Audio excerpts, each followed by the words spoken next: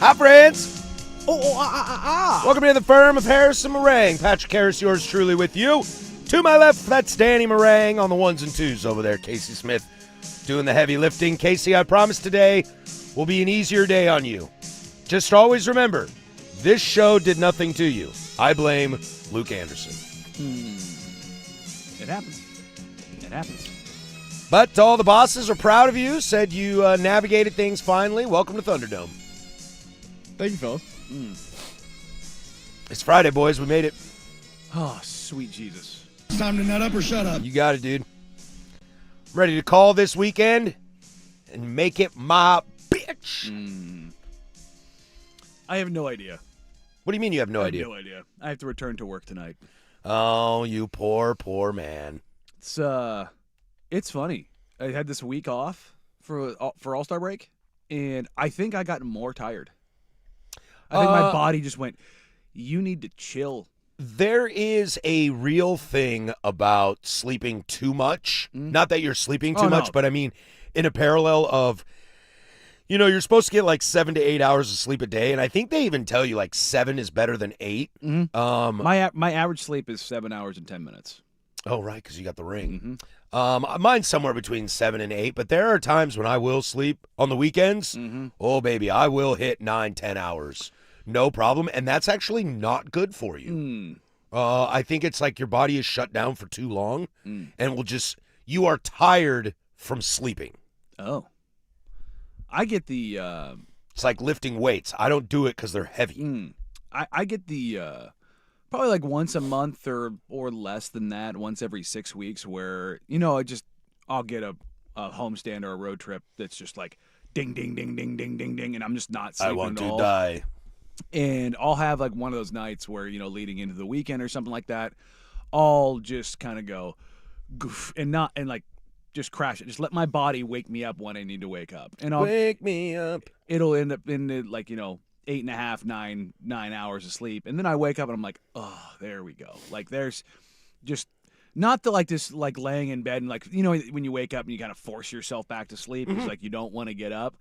I do we're going to turn the alarms off, play a little roulette, just no plans, no nothing playing in the morning. Let's make sure we got a little bit of runway here and then let the body do it. Like if I feel like I'm dumb tired, you know what I mean? Like the one where you're just, you're doing the head drop the night before kind of a deal. I just want no part of that. I think I've told you this before. I roulette my entire life.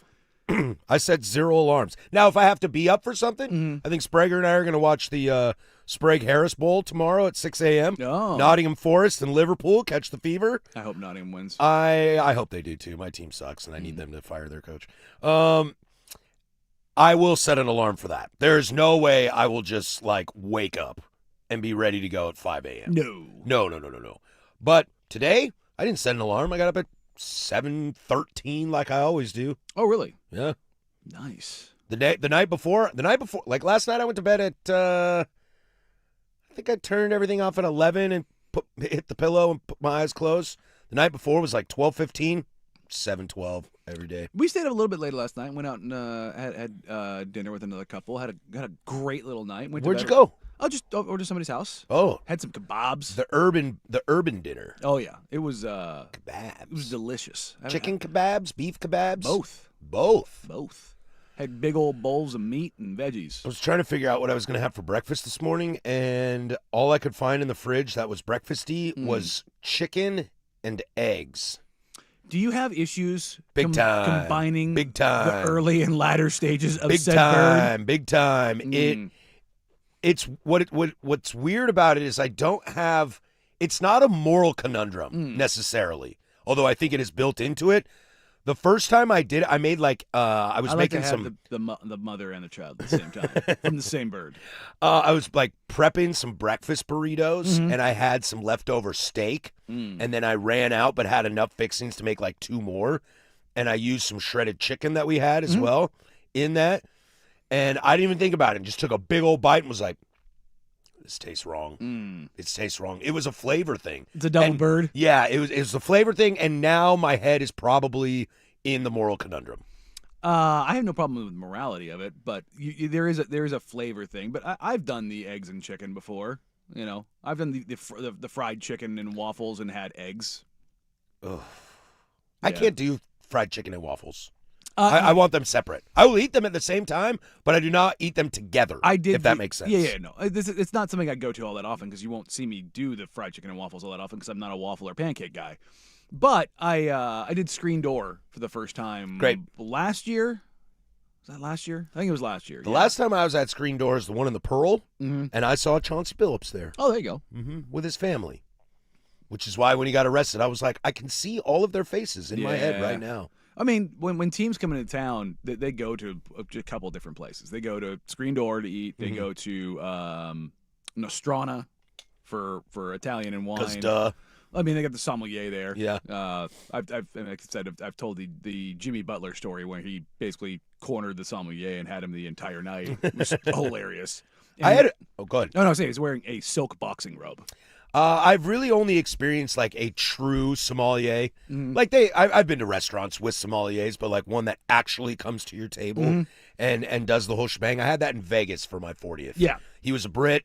He was absolutely fantastic. Had great jokes. They were probably dad jokes, but hell, I'm easily entertained. They landed for me.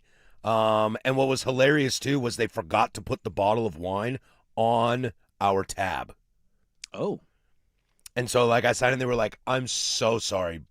We need to charge you for that bottle of wine. And there's that moral conundrum that goes, you already brought me the bill, man. Yeah. I've already paid for this. I paid for it. Oh, did you? Yeah. They didn't. It's Vegas. They can comp it. I know. The sommelier was great. Yeah. It was the only reason why I ended up doing it. Do you tip the sommelier separately? I did, yeah. Okay, I threw him cash. Yeah. Attaboy. I think I threw him $30. There you go. Yeah. Yeah, no, I had the same thing in Vegas. I had we had a big dinner one night, and I had a on the bone lamb, and he came down and goes bloop and pulls the bone out. Oh, because it was so perfectly done. Dude, and that's a flex. I was like, oh, that is a nice flex, and it wasn't like there was no wiggle to it at all. Yeah, he just gently grabs it and plucks it out, and I was just like, oh, this is gonna be good. Chef drops your ribs off, and you say, "Excuse me, sir, can I get a knife?" And the chef just leans over and just pulls a bone off, and he goes, "Do you think you need a knife?"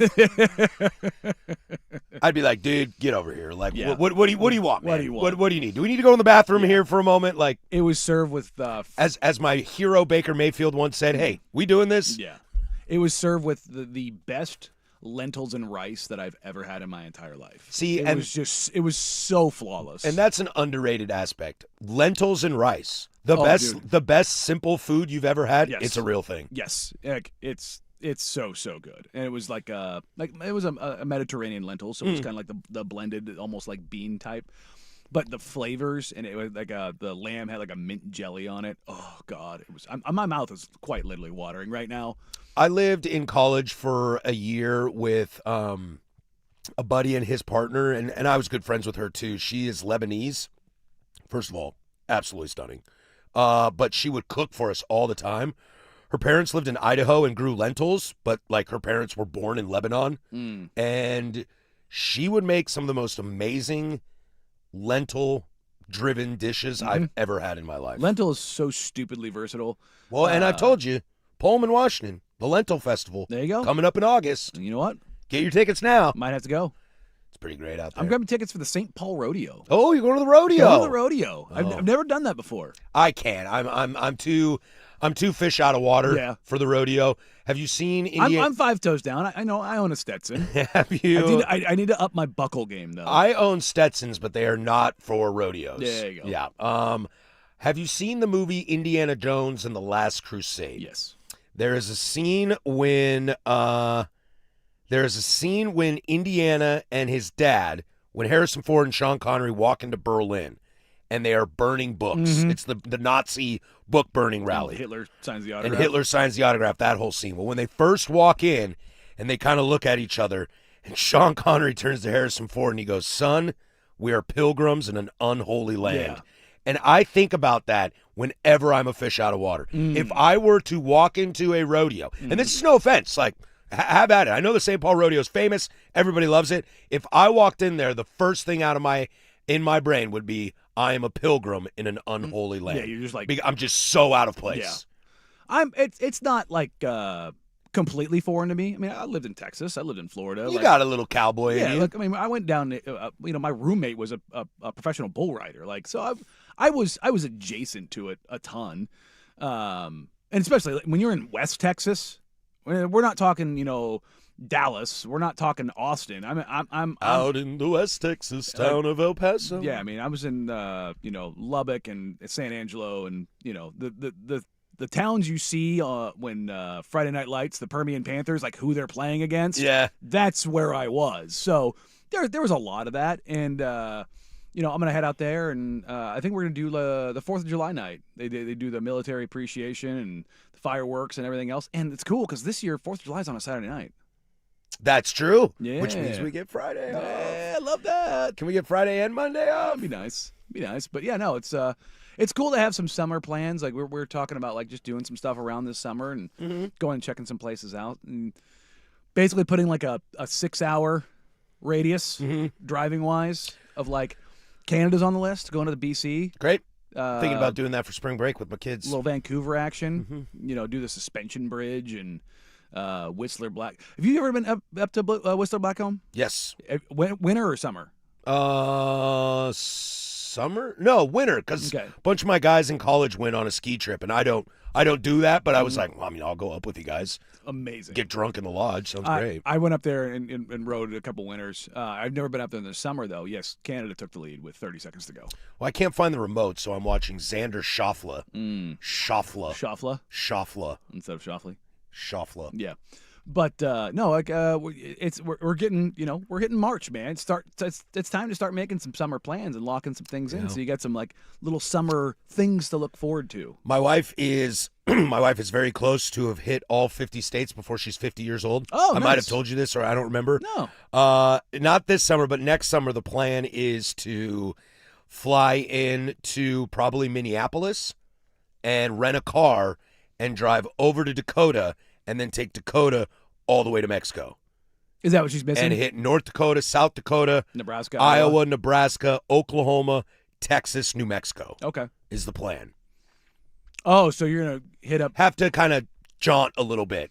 But Are you hitting New Mexico and then to Mexico, or Mexico? I don't think we're actually going to go to Mexico. Okay. But I want to go to El Paso really badly, and you're basically at Mexico at El Paso. I mean, yes. It's the largest border. But yeah, if you're going to do that, man, take Route 66. Go through North Texas. Yeah. Yeah, it's Route 66. Sure. It's super, historic and cool. There ain't nothing out there, but it's cool. I don't need things to be there for me. No, it's just cool. Like that whole deal is like, that's a fun little drive. Oakley Dokley, we got a great show for you today. We have our first court case, the People versus Adam Silver in the Big Nooner today. I will represent the People. Judge Smith will preside as Danny represents Adam Silver, and we will figure out should he deserve to be the commissioner of the NBA. It should be a fun Friday hour. I debated shaving my head. Just in solidarity. Yeah. So we'll have that in the Big Nooner. We're gonna have a little fun with Timbers today as the season starts off tomorrow. Steve Cangialosi will join us. Attaboy. As he will call the game on Apple TV. He'll join us at 11:15.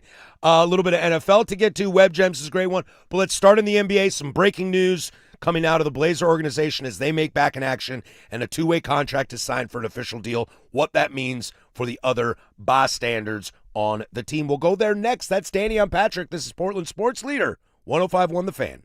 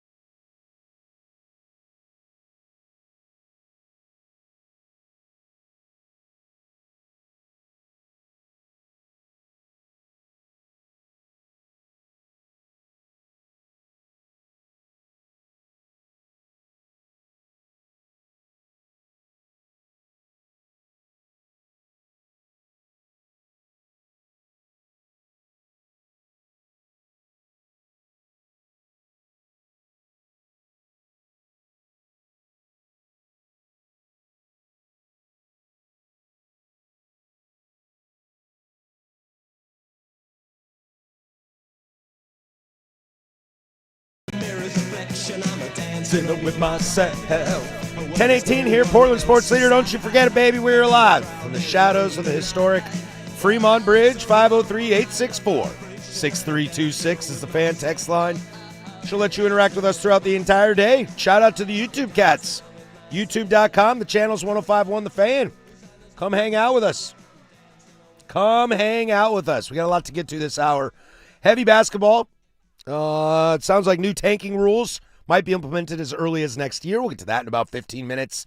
And I don't remember if this is an Adam Silver quote. I'll have to do my research in the break. But a new concept of how to address the draft and tanking from that perspective. So a lot to get to this hour. But hey, Danny, as you mentioned last segment, you got to go to work today. I do. Blazers are back in action. They will take on the Denver Nuggets. Coming off a back-to-back. Coming off back-to-back. Last night, lost to the Clippers. I think I heard in Swag's update, because I did not watch the game last night, that Jamal Murray missed a free throw to tie the game. Broski. Hate to see it. Broski. We don't miss free throws around here. That's how I make money on college basketball. Do you rebound well and do you make free throws? That's why I never bet on a Cal team. Never bet on a Calipari team. They're kids and they miss free throws. Yeah, and he clearly doesn't make them do it in practice. So the Blazers are back in action. What to expect from tonight? Well, let's get to some injury situations. We'll start there.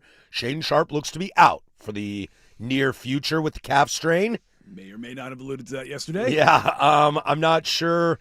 Not a ton out there to find out about it, so let's hope it's nothing crazy. Let's hope worst case scenario it's a Jeremy Grant, Drew Holiday kind of situation of just let's be very, very careful. Well, he didn't practice through All-Star. That'll tell you a lot. That'll tell you a lot. Did he go to Cancun? I don't know if he stayed here or not. I didn't talk to him before he left. But yeah, he didn't do activity through All-Star. Yeah, that's a tough one. I mean, boy, this team, it's like all we ever want is to see this team fully healthy, to see what rotations look like, ball movement, on ball, off ball, etc. And it feels like, dude, at this point, it feels like we ain't never going to see it.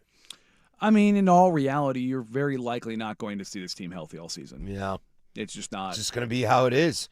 On the flip side, Chris Murray, Matisse Thybulle have been upgraded to questionable. And they practiced full practices Wednesday and Thursday. So that's a great thing. With Chris Murray, you never know with people with back injuries, so I don't know what to expect out of that. I can't wait to see Matisse Thybulle if he's available tonight. I mean, they got their demon time back.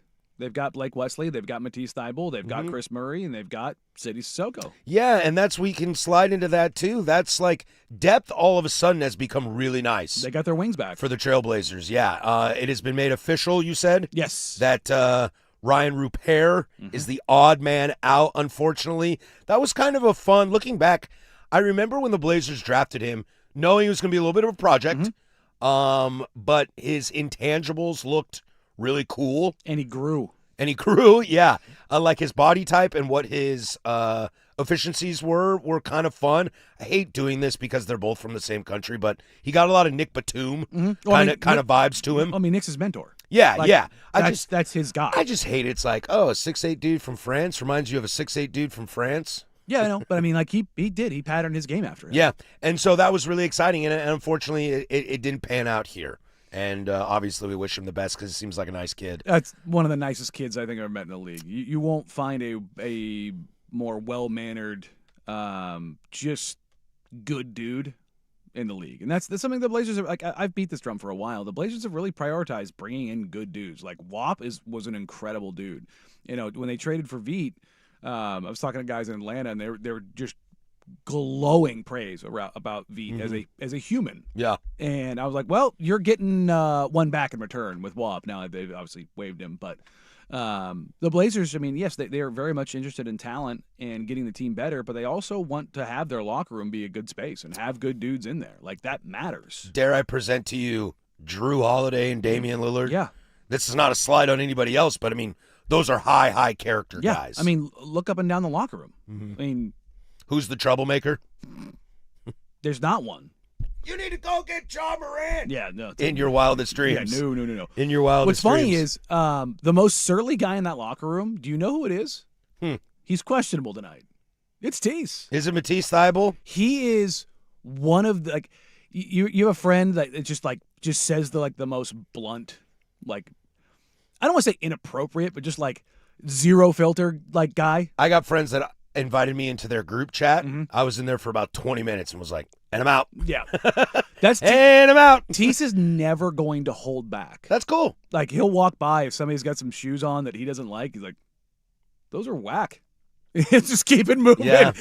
He doesn't mean it to be rude. That's just how he is. I love the guy. I think there's a way in life in general, not just sports, but in life in general, to be bluntly honest with people without being offensive. Yeah, no, and that's his Tease. He's incredibly thoughtful, incredibly insightful. Like, that dude looks at the world in a way that's just so unique. He's a fun dude.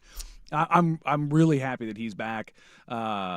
Having Chris back, like, they're just going to have competent depth now and have guys. You don't have to string guys out for 30-plus minutes or push guys who should be like 15, 16-minute guys into the 24, 25-minute range. Like, you just have more variation. You have more ways to go about things, and now they can play kind of their very attacking, defensive-minded stuff. Getting Chris and Tease back are huge. Yeah. People are like, oh, like, no.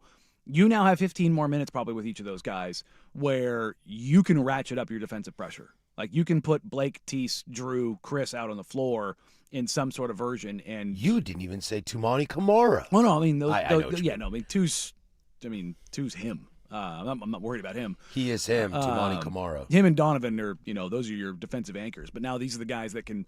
Here's the thing as it pertains to Tumani. Having Chris and Tease back means Two doesn't have to pick up that guy every second he's on the floor. And all of a sudden you can see him be a little bit more aggressive in certain instances because he doesn't have to like worry about, preserving energy. Like, he can actually take a breath because he's got more defensive playmakers on the floor. And that's what I've always been screaming about all season is I just want to see different combinations. I want to see what rotations look like. Tonight I imagine starting five is going to go what? Drew, Denny, Tumani, JG, and Donovan? Yeah. That'll be the five? I'd imagine. That's probably the five maybe from here on out if Shaden's going to be nagging with that injury. Let's hope he's not nagging with that injury. But, I'm excited. Can Scoot get more than 19, 20 minutes tonight? I mean, that might be his role if he's not starting. That's still a good chunk of play if you're not a starter. So I'll be interested to see. I'm kind of looking at this not full on like what the second half is going to look like per se. I'd like to see some more sets with Drew and Scoot on the floor. Sure. Just to see them. Without Shaden, you're going to see that. I think we're going to see that a lot, too. I wouldn't be shocked if Scoot's the first man in off the bench. Oh, it wouldn't surprise me at all. Yeah. And there's a slight tweak Tiago could throw in here just to keep some scoring on the bench. They could start City and keep Jeremy on the bench. New 2-year deal, City Sissoko. Yep, converted over. Ryan Rupert is the kind of casualty of that. Somebody asking, I believe on the YouTubes, if you can send Rupert to the G League. You cannot, correct? Because he has a full contract. Yeah, I mean, he would have to clear all the way through, and then maybe they bring him back on a two-way. They do have an open two-way spot. So, is it safe to say that that's probably the move, and Caleb Love might also be the odd man out? I mean, Caleb still has 5 games left. Yeah, so you got time. And with Blake back, with Scoot back, with Drew, like, you're no longer like pressed for guard play. And You've got Denny who can run the ball if you need to. So I think they'll slow play Caleb and kind of figure out where that ends up. But most people I've talked to believe that he will be converted at some point in time. But if you do that, then you have other roster decisions to make. Right. So if Ryan Rupert was, for this administration's opinion, the easy cut, quote unquote, as I use air quotes saying that, another one may be another tough stretch, especially if Matisse Thybulle and Chris Murray come back and play well. Because I don't think you're cutting Blake Wesley. No. And that's the thing. This might be a thing that goes into the offseason. And you do have 2 expiring deals in Robert Williams III and Matisse Thybulle, so you will have roster spots. And you'd have first rights refusal. So you just kind of take a look at and see how things are going to shape up. But I have a reeling suspicion there's going to be some changes this summer. Taking on the Nuggets tonight. Blazers are 1.5-point dogs at home tonight. Hopefully Jokic plays. So I want to see Jokic. He's always fun to watch. Donovan clinging on Jokic. How's Donovan's 3-point perimeter defense? Donovan? Yeah. Not great, Bob. Yeah. But that's not really his ass. It's not his thing, yeah. Yeah, it's like, how great is Rudy Gobert's 3-point perimeter defense? Like, not great, Bob. But under the rim, a top 5 of all time? Yes. Yeah. I mean, we all remember what Luka did to him. Yes. Like, but again, that's also Luka. Right. And I know people like, oh, he fried him. And it's like, yeah, dog, I don't know if you know this. That's Luka Doncic. Yeah, Donovan Clingan got cooked by Jokic on the 3-point. Yeah, dude, he's one of the few 7-footers that strokes it from 3. Yeah. Okay. Generational talent. How many MVPs he got? Yeah. 3 of them? Yeah. Should have 4. Oh, Wemby took him off the bounce. It's like, yeah, dude. You bum. Yeah. Good players do good player things. It's not really that hard to figure out. Tip tonight at 7 p.m. If you ain't got a ticket, you know where to watch it. You can watch it on the TV. Make sure you catch Danny and Joe Simons after that game. Look at me, shameless plugging you guys. Catch them after the game on that wrap-up show. When we come back, we'll stick in the NBA. New tanking rules could be applied as early as next year. Let's get into that. But there's Casey with sports. Now, from the George McCoy and Warren Allen Sports Desk, a Sports Center update on the Fan Sports Network, 105.1 FM and 1080 AM. First on the Fan, your Portland Trailblazers are back in action tonight after the All-Star break. They will host the Denver Nuggets inside the Moda Center at 7 p.m. Portland comes into this game 1.5-point underdogs. Matisse Thybulle and Chris Murray are both questionable, while Shaedon Sharpe is set to miss the near future with a calf injury. Some more Blazers news as Sidy Cissoko has signed with the team on a 2-year deal. Shams Charania reporting that the Blazers have activated their two-way guard for the remainder of the season. An Olympics update for you as the 2-women bobsleigh final is live right now. Canada versus Finland men's hockey just wrapped up as Canada mounted a 3-goal comeback to send them to the gold medal game on Sunday. Later on today, the U.S. men's hockey team will take on Slovakia in the semifinal match to decide who will take on Canada on Sunday. Last but not least, Oregon Ducks baseball picked up an 18-1 win yesterday at home against Youngstown State. They will host the Penguins once again inside PK Park just after 2 o'clock. Will Sanford set to get the start on the bump for the Ducks. And for more sports scores and stories in 30 minutes, I'm Casey Smith from the George McCoy at Warren Allen Sports Desk. Hurt and missing work? Insurance companies acting like jerks? Don't call your mom. Call George McCoy at warrenallen.com. Your home for Seahawks football, the Fan Sports Network.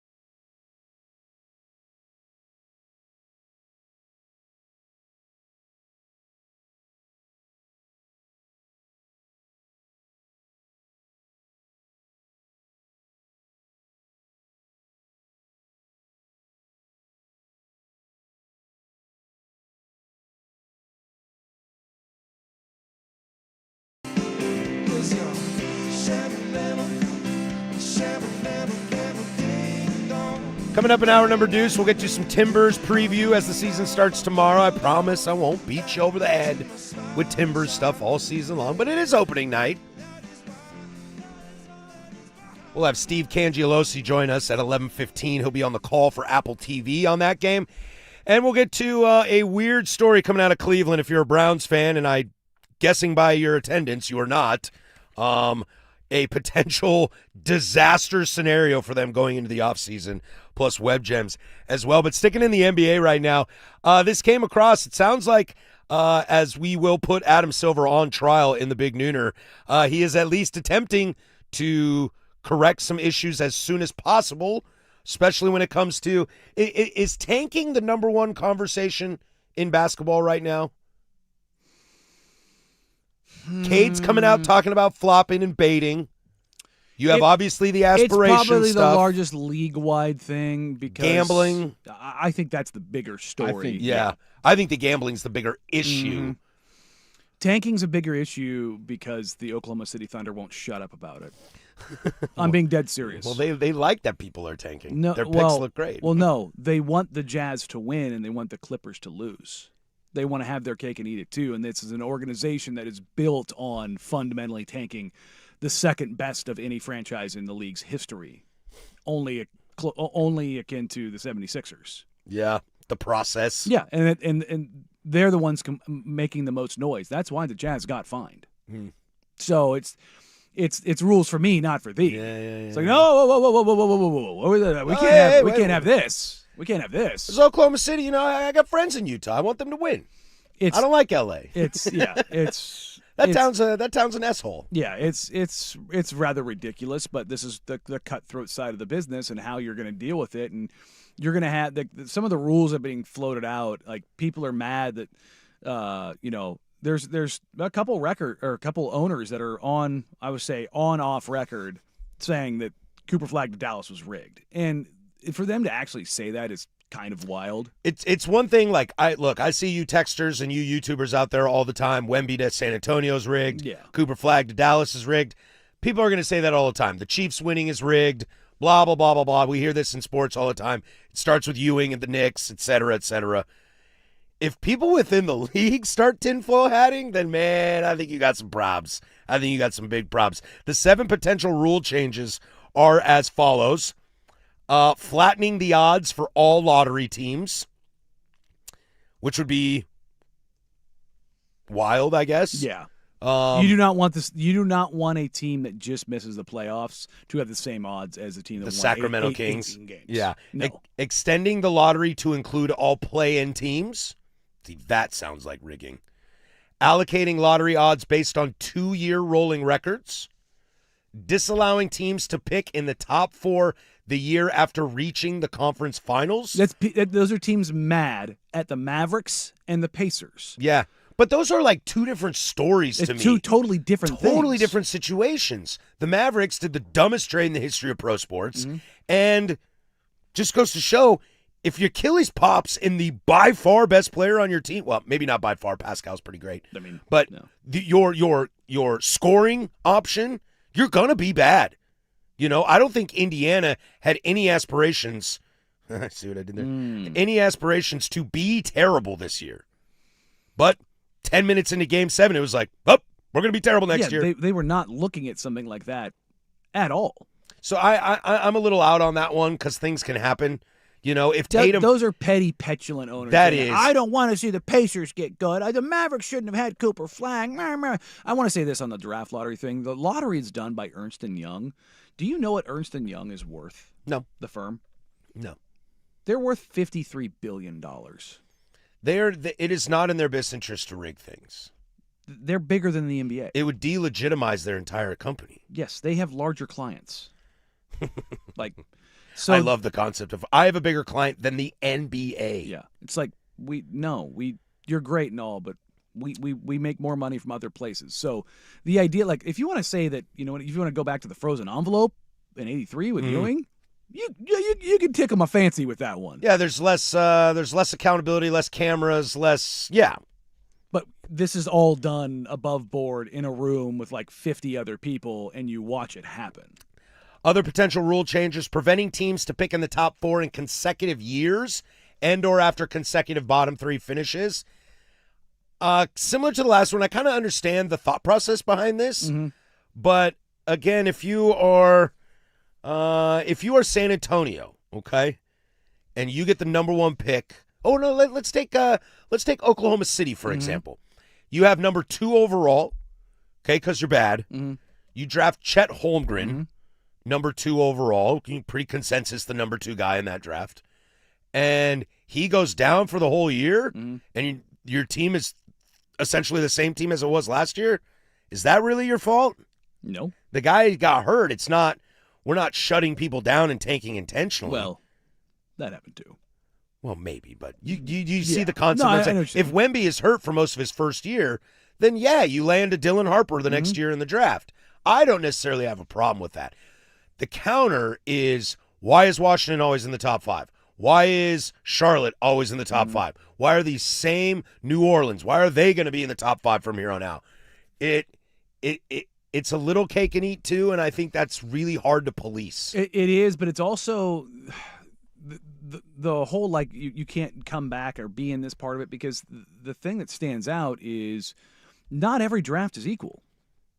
Not every draft has a Wemby. Not every draft has a Cooper Flagg. Not every draft has an AJ DeBonsa or Cam Boozer. Like those, and there's a sliding scale. As great as a prospect as Cooper Flagg is, and in my lifetime, sans Wemby, since the last 14 years I've covered the league, which is when I've been doing like deep dives on prospects, Cooper Flagg is the best prospect I've ever covered outside of Wemby.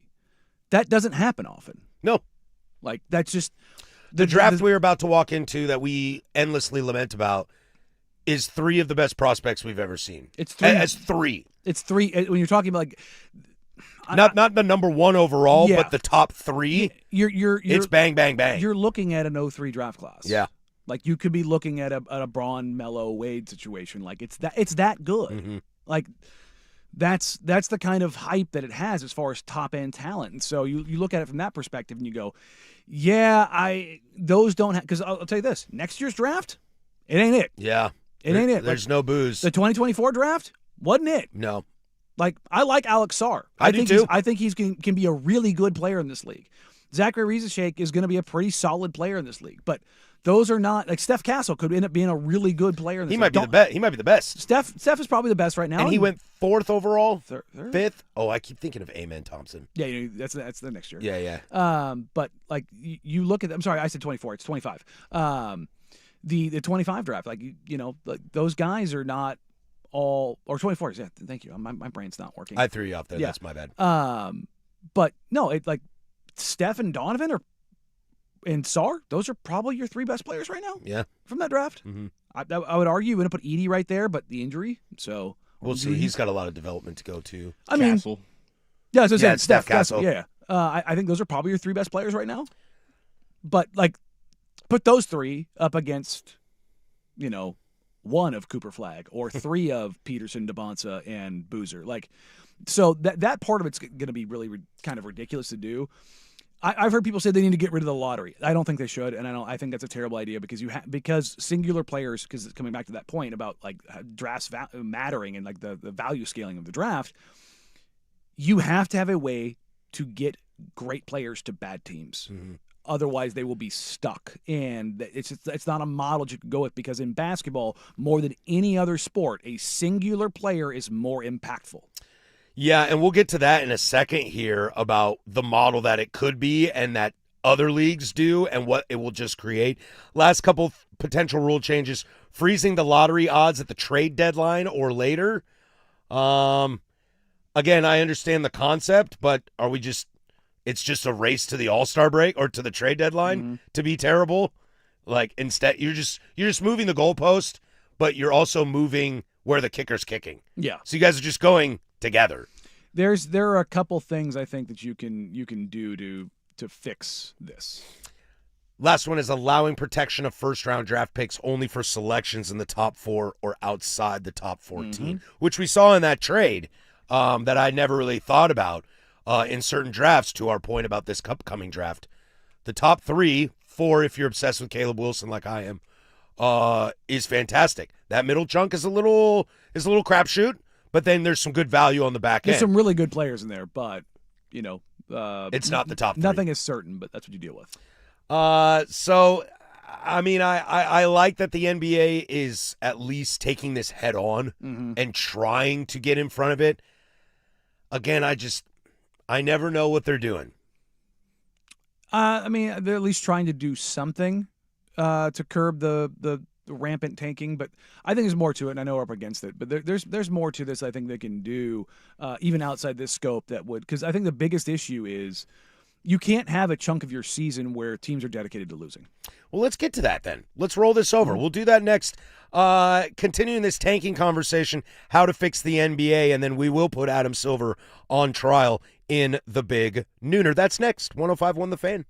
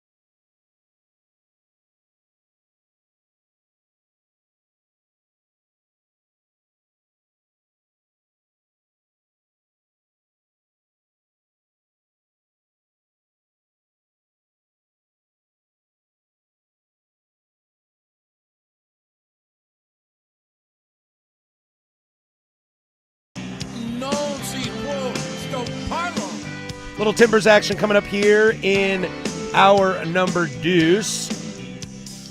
Steve Cangialosi will join us from Apple TV MLS. He'll be on the call. I'll be at the game as well. If you see me, I'll wander around a little before the game. Please say hi. Love to meet you guys. Exciting season, big expectations. We'll get to that in a moment. But continuing our conversation here, Danny, about the NBA and this anti-tanking situation. Let's see. I want to read some texts here. Basketball is the dumbest and worst sport right now. The solution is to just shorten the season, have the worst team get the first overall pick. Just overthinking and overcomplicating it. I'll tell you this right now. Number one, the season's not too long. The season's never going to get shortened. And the whole idea of the worst team getting the number one overall pick, that's how we got where we were, was that the odds were stacked in such a favor. You were encouraging losing. Yeah. That is what you were doing. You were incentivizing losing. But at the same time, like, how come other leagues don't have that? You know, looking at the NFL, for example. Well, because the NFL has only had 17 games. So it's the small. Would that not be the argument for having a shorter season? It's not going to happen. But that's not what I mean. But can't that support that argument, though? Why would you argue an argument that has no merit, no basis in reality? Because, I mean, if you get loud enough, then maybe it does. It doesn't. And why would the NBA never do it? Just because of money? Inventory. Yeah.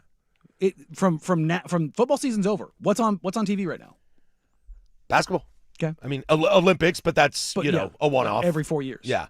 What is going to carry the day for television streaming sports providers? in America is NBA. Yeah. NBA, college basketball as a whole. Basketball. So the inventory is that's what gets those salaries up there. Sure. If players decide, you know what, I don't want to make $60 million a year, I want to make 30. Sure, go ahead. Go ahead and convince those guys to go do that. But it's never going to happen. But I think I heard Bill Simmons and Zach Lowe talk about it, of just like cutting 10 games. Okay. That wouldn't drop from 60 to 30, would it? Okay, so let's go. Let's just do the math real quick. So I think it's like 12%. Okay, so let's go ahead and let's go 82. Let's go. Let's see. We're gonna cut 10 games out. Yeah. This is where I don't live because I cannot match. Nom, nom, nom. Let's see. The 7-foot kid that strokes it with the acne on his back. So you're Swagalicious. gonna cut out 50. Let's just round it up because they'll. Oh, it's 15%? So I'm just gonna round it up to 15. Oh, that's more than I thought. So you're gonna cut off 15% of your salary, bare minimum. Bare minimum in inventory. 15% of your salary. If you make 50 mil, that drops you to 42 and a half. Mm-hmm. Oh, seven and a half mil is a lot of money. Mm-hmm. You think that guys? Casey and I are both like, I would love 7.5 mil. And not only that, okay. Now the owners, you're gonna cut. Let's make the number 12 games, so it's a nice round number. You're gonna cut 6 home games a year. That's $6 million. Yeah, is that about what a team makes about a $1 game? million a game. Concessions, tickets, etc. On average, about $1 million a game. So, okay, you're gonna do that. And that's just on those things alone, without talking about your commercial inventory, without talking about your rights fees going down. Because I don't think it's going to go down just 15%. I think it's going to go down a lot more than that. Yeah, I guess the thought too, and this is probably just where my brain lives in some of this kind of economic conversations and thought process, is taking that hit now. Would it pay off in the future? Because higher TV deals, higher ratings, no. Players right now are definitely worried about players 20 years down the line. That's a fair point. That's been the story of every sport all time. I'll give you credit there. That's a fair point. Yeah, it's always more. It's never less. Nobody's going to cut for now. An owner in 20 years might be down, but a player currently wouldn't. That's a fair an owner point. right now is going to take it on the chin. Yeah, how many owners that are current owners are the same owners in 20 years? Yeah, nobody's in the business of taking less now so somebody can have more later. That's humanity. As one of my mentors in the beer business used to always tell me, we are in the business of selling beer. We are not in the business of not selling beer. I'll tell you right here's valid point, buddy. Here's a perfect social example. It's so simple, it just might work. Social Security. You going to give that up after paying into it for 30, 40, 50 years? Well, I might not have a choice. It might be gone by the time. But I'm saying, why didn't the generation before us, or the generation before them, or the generation before them? Why? Because they paid into it. Because they wanted their equity out of it. And that's exactly what these guys are doing. They put their blood, sweat, and tears into it. They put their resources into it. That will never, ever happen. And sitting here saying that they should just cut this. Shut up. They shouldn't. Yeah. I guess I think we're just at a point now that the situation is so tiresome, taxing, potentially, league destructive that we're willing to throw anything at the wall and see what sticks. But see, that's never going to stick. That's never going to stick. And, unless somebody comes in and says, a trillionaire comes in and says, you know what? Through the grace of more money than you could ever think possible, we'll do this. And I'll cover the difference. Like, that's the only way this happens. Because nobody else is going to... You can't get one billionaire to agree on this. Do you think you're going to get 30 of them? Or soon to be 32? The league is growing. You can't make the schedule shorter as the league is growing. That's not going to happen. That's bonkers.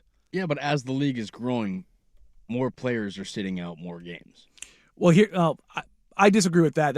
That's a fundamentally different argument with as far as like the player safety and all those kind of things, because we went through generations where guys were playing 82 games a year, 37 minutes a night. Like there's just more stuff to that. But as far as the crux of it for me isn't about more or less games. It's about the incentive to lose. That's the problem. The crux is post All-Star break, teams are just not interested. And the thing that creates parity in the league isn't just the teams at the top, the teams at the bottom. Knocking a team like take the NFL, who only has 17 games. Last Week year, 6 or 7, Yeah, I know, but last year the Giants fall out of having the top pick. They did it again this year. Yeah, like there's impactful games, but you can also get a team that says, you know what, screw it, we're going to play spoiler. This team's fighting for a playoff spot and they have to win today. No, I'm not going to have that happen. I can't think of any like egregious, obvious tanking in the NFL. I mean, Raiders. Well, maybe you get there, but like players don't want to lose in the NFL. Not only that, it's significantly. I mean, they don't want to lose in the NBA either. But it feels like there are some teams and some players, and it's players don't. Let me get this out of the way. I know players don't want to lose. Organizations tank, not players. Totally. That is what happens. Totally. But if I've got a chance to make the 6th seed and my pinky is kind of bothering me on my non-shooting hand, and I've got a chance at the 6th seed, I'll deal with that in the offseason. But if I've got a chance at the number 1 overall pick and my pinky on my non-shooting hand hurts, I'll take the surgery now. Well, that's an organizational decision. True. I'm not trying to put it on the player. I just mean like that's how it will get to, and then that player can say, I'm not losing. I had to have surgery. But the thing that you need to do, from my point of view here, is very, very clear. You need to incentivize winning down the stretch. I think come All-Star break. How do you do that outside of a chip? Well, no. I mean, you can incentivize winning even at the bottom. Come All-Star break, at that point in time, you make it so you've got your lottery standings locked in with adjustments post All-Star break. And the teams, every time you win a game who has a better record than you, I've heard Richmond kind of float this around, and Keith with the Grizzlies. God, I'm totally blanking on Keith's last name. I have a little bit of a tweak to it. I think you need to combine the two things. I think you need to lock in your lottery standings at the All-Star break, but also basically flip them on their head in the sense of every time you beat a team with a better record than you after the All-Star break, you get a point. And that adds to your lottery standings. Oh, it's a benefit. So go play your guys. Yeah. Lowry Marketing, go play. Jaren Jackson Jr., you had a surgery. I'm just saying if he's healthy. Right. Jaren, go play. Walker Kessler, if you're healthy, go play. You can't have the Washington Wizards sitting Bilal Coulibaly and Alex Sarr and Keyshawn George, who are all in like year 4 or earlier, and completely healthy, and go grab Anthony Gill and go, hey Gill, go play center. Like, I know he's a big, but he's a 6'8" center. It's like, what are we doing here? But you have to incentivize winning, because here's what happens: if you get down the stretch of the season, and the Knicks are on a West Coast road trip and they see Clippers, Jazz, You know what I mean? Like you start going down the Pelicans, list. ooh, baby. Grizzlies, But unless you're the Hawks, you're like, lose tonight. Yeah, please lose. But like if you look at that and you're just kind of like, well, if all of a sudden, the Jazz are when the Jazz are healthy, they can beat teams. That's a good when they've been building that thing for a couple years now. Fully healthy, Lowry Marketing, Jaren Jackson Jr., Walker Kessler, that can beat any team on any given night. That's a nasty front court. So incentivize the winning down the back stretch, so the teams that are at the top have to fight. That there is a compression. That there is a playoff push. Totally. When we come back, let's get a little Timbers chatter plus some NFL to get to. Steve Cangialosi will join us as MLS Apple TV. We'll talk a little football, but I want to ask the question. I'll ask Danny, I'll ask you this question, and I'll ask you listeners out there as well. I don't mean what do you want, like playoffs, win-loss, but what do you want out of a Timbers season? What could get you going? We'll go there next. Loaded Hour number 2, 105.1 The Fan. Finding great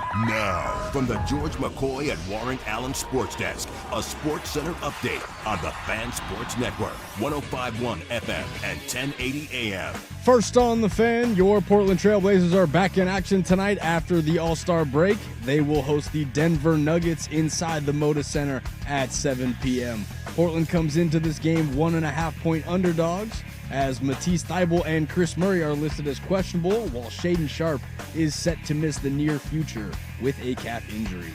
Some more Blazers news for you, as Sidi Sissoko has signed with the team on a 2-year deal.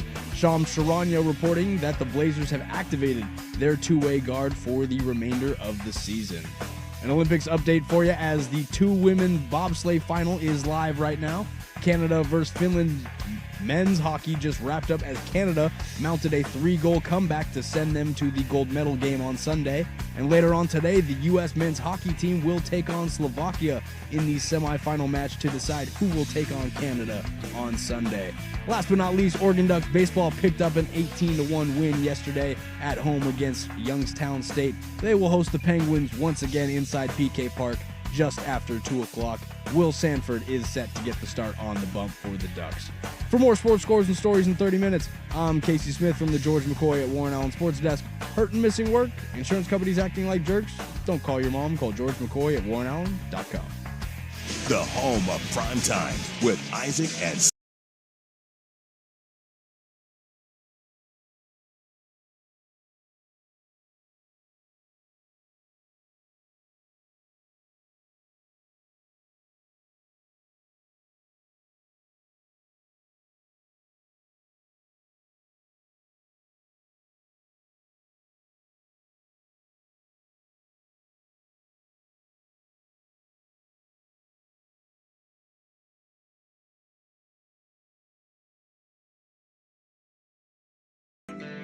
All right, hour number deuce here. If you're missing the first hour, you can download that, the Fan Podcast, 1051thefan.com. The Odyssey app, wherever you get your podcasts. It's over on YouTube. 1051 The Fan is the account. If you're going to miss any shows, you can download that wherever you get your podcast, the Odyssey app. Rewind, fast forward, accept the future. That'd be impossible. A lot to get to this hour. We'll have web gems as well, as we always do at 11:45. A concerning situation growing in Cleveland in the NFL.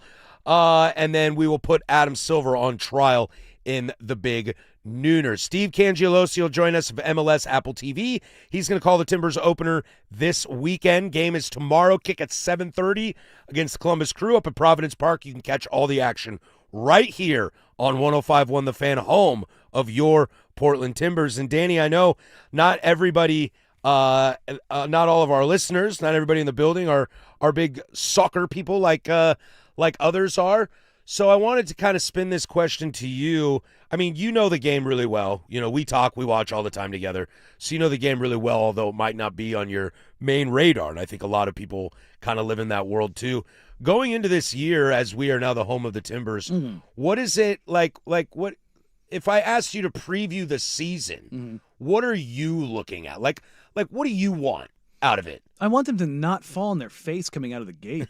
That would be nice. They like, it doesn't matter what team they have. It doesn't matter who their manager is. It doesn't matter who's on the roster.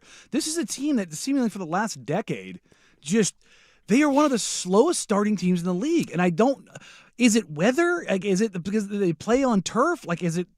I just don't understand. It's a super weird thing. Like, you get identities from teams. Like, and it can hold through, like, you know, when you think of Detroit basketball, you think of the Bad Boys, and they're kind of getting back to, like, you just have an ethos that becomes your team. The Lakers and Showtime and how they play. The Steelers since 1972. The Packers and having 3 quarterbacks over the last 30 years. The Steelers and having 3 coaches over the last 70 years. Like, you just kind of become that. And I'm like, I don't know if you want to be the team that always starts slow.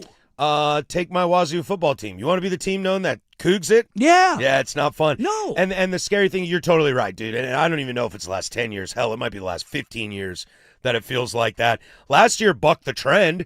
At the beginning of the year, they were scoring goals like crazy and then hit the side of a cliff. Yes. So but I think that's a great point. It's like, as a fan or as a casual, or hell, even if you're one of those people out there that, you know, is not interested, what would get you interested real quick is if they come out the gates playing well. Look, because then identity is created, excitement starts, the season's underway. Oh, I heard the Timbers are actually playing really well right now. Oh, I went to a game a couple years. That was a lot of fun. I can't wait to go again. I made the joke to Fletcher when they were in here. Like, what'd be really cool is if you had Zlatan on the team and his literal first touch as a Timber was a 40-yard goal on a half volley that he hammered into the upper corner.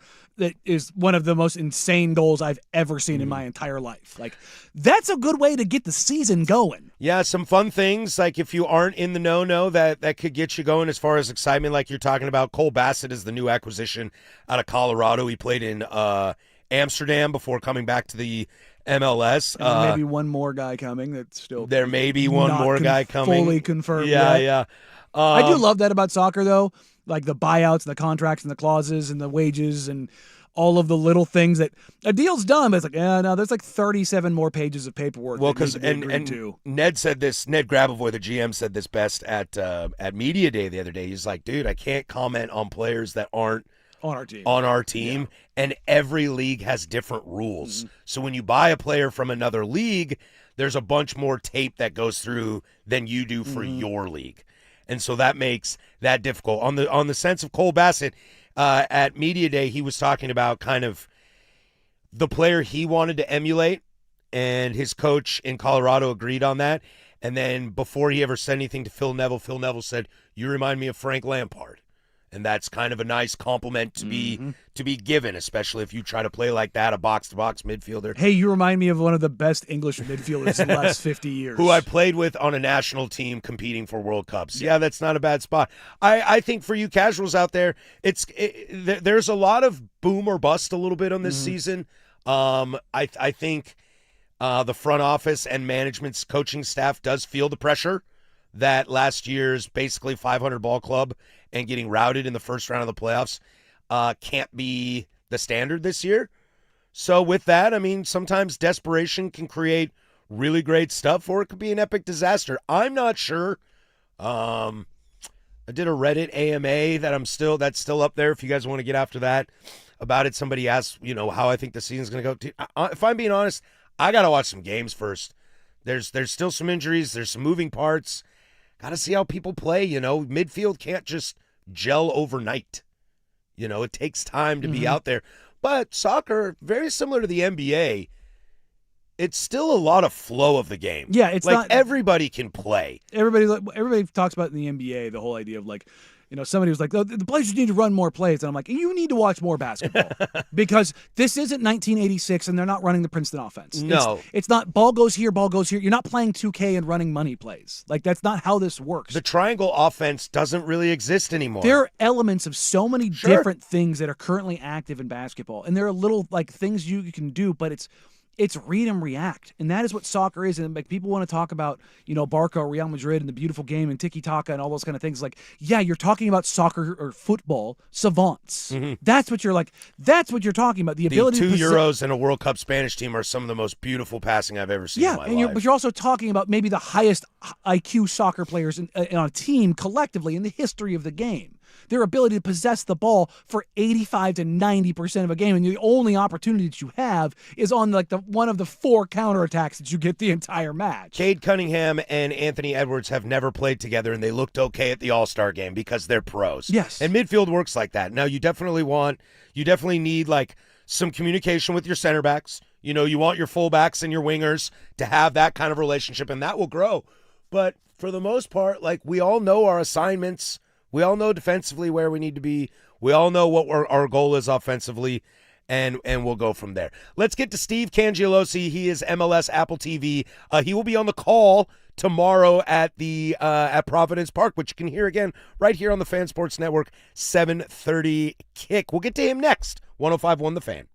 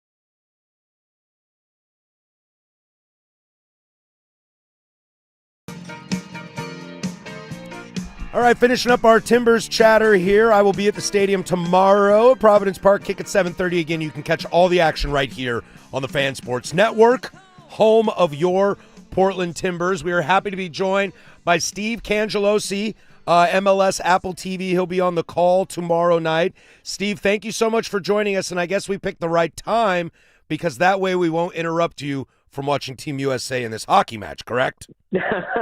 You know what? I'm heading out to the airport, guys, and it's great to be with you. I'm going to miss the first period because I'm leaving New York City where I live, and what that means is I'll be in the back of a cab probably for the first period. And unless my flight is delayed, I would miss late third period and overtime, so who knows where this day's going. Is MLS going to spring for the Wi-Fi on the plane, brother? You got to watch that on the plane. You know, we have a very, very confident reimbursement system. I'll answer that on Monday. I don't know. Steve, let's jump right in this. I'm curious from just like a professionalism standpoint, because you do stuff for the New Jersey Devils as well. How difficult is it to manage both of them when they go on simultaneously? Well, wait a minute. I gave up the New Jersey Devils prior to joining Apple TV. Excuse me on that. Now, I did have, just to answer you, talking about for a period of 16 years, and it was quite the navigation of it all. I mean, look, you look at a guy like Kenny Albert, right, who does 4 sports and does all of them so splendidly. I think I peaked out one year, guys, at 80 hockey games, 25 MLS games, and ESPN was using me as a freelancer for a while. So I think my personal record is about 140 nights on the road in a single calendar year. I'm done with those days, guys, so that's not happening anymore. I'm over here complaining about 82 NBA games I got to do. You got 100 more than me? Yikes. No, thank you. Well, it was. Yeah. It was a lot to balance. But you know what? At the end of the day, when your head hits the pillow, there is a feeling of, hey, good job, Cangialosi. Well, when you take a look at the MLS slate and just kind of the transition that the league is getting into as it continues to grow, what have you kind of noticed in your progression of watching this league in general develop the talent that it has, develop the league that it has, and continue the growth and expansion of it? Like you get to kind of see it from afar and see so many different organizations and just see kind of the changes. I'm interested in that perspective. Well, I can answer that from a unique perspective because, I'm dating myself here, but I'm one of the more senior guys in the league. And my first involvement with MLS was in the 2002 season in New York when the Red Bulls were still called the Metro Stars, right? So I remember my old boss, Leon Schweier, bless his soul, who asked me to be part of the broadcast crew. And I told him, Leon, okay, I'll do it. But what's with this league? They just contracted to 10 teams, just to show you where we are. And now some 24 years later, the league is thriving with 30 teams, of course, all across North America, including 3 teams in Canada. And we're in a place right now that when I first had started this, I could never imagine it would grow to this point. Never mind the number of teams, never mind the number of players, never mind the fact that Lionel Messi's playing here, the vast number of stadiums. There was a time when Providence Park was the unicorn, and now everybody's trying to outdo each other, including Miami, which opens a new place in a couple of weeks. He's Steve Cangialosi. Be on the call tomorrow night at Providence Park on Apple TV for MLS, and we'll get to Portland, Columbus in a second. But I got to get your thoughts. This is kind of the hot topic that I have been kind of chatting with people about. Where are you on the upcoming schedule flip? Not necessarily from a personal standpoint, but from, is that the right move from the league? I've talked to people that are a little worried about the break losing momentum when it comes into the winter cold months because, let's be real, not everybody wants to play in Colorado in December. Are you a pro on this, positive, negative, or a wait-and-see kind of guy? I think the pros outweigh the cons. I think that's the simplest way I can answer it. And undoubtedly, we are heading for that conversation at some point early in 2027 where somebody is standing out there in 10-degree weather and gets frostbite, and there will inevitably properly be stories about that element of the switch. I think everybody who was involved with this is probably fully bracing for that and expecting it. But guys, we can talk about all the things that have made MLS a success and at some point has made it fall short. But it all comes down to one thing at the end of the day. It's the product on the field. And if the product on the field is not the absolute best it can be, everything else we talk about then is inconsequential. And I think the biggest advantage of moving this calendar is that you are lining up the transfer windows with most of the rest of the world, where you can go out and acquire the best players without any figurative red tape, if I can say that.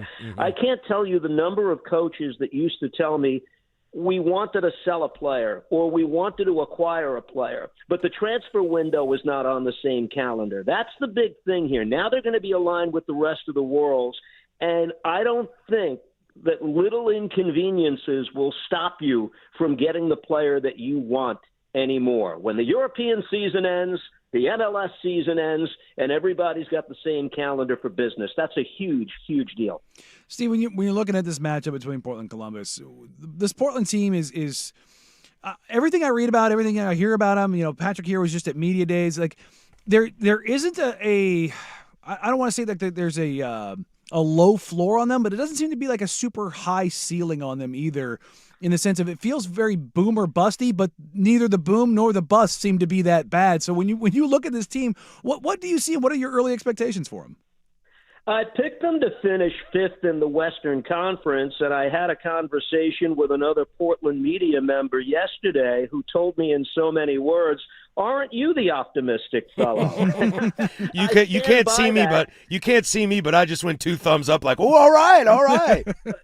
There you go. Now, look, there are certain teams in the West I think we can all project to do very well, garner a lot of points, and probably be teams we expect to win come playoff time, and you don't need me to tell you who they are. It's going to be LAFC. It's going to be Vancouver with a full season of Thomas Muller. It's probably going to be your rival Seattle as well at the end of the day. But then I think there's a break to that next group, and I do think the Portland Timbers are a team that has the capability to be in that next group. Look, the bar has been set pretty high there since 2015, hasn't it? Mm-hmm. And I experienced the same kind of thing in New York because the Red Bulls won 3 Supporters' Shields in a span of 6 years, right?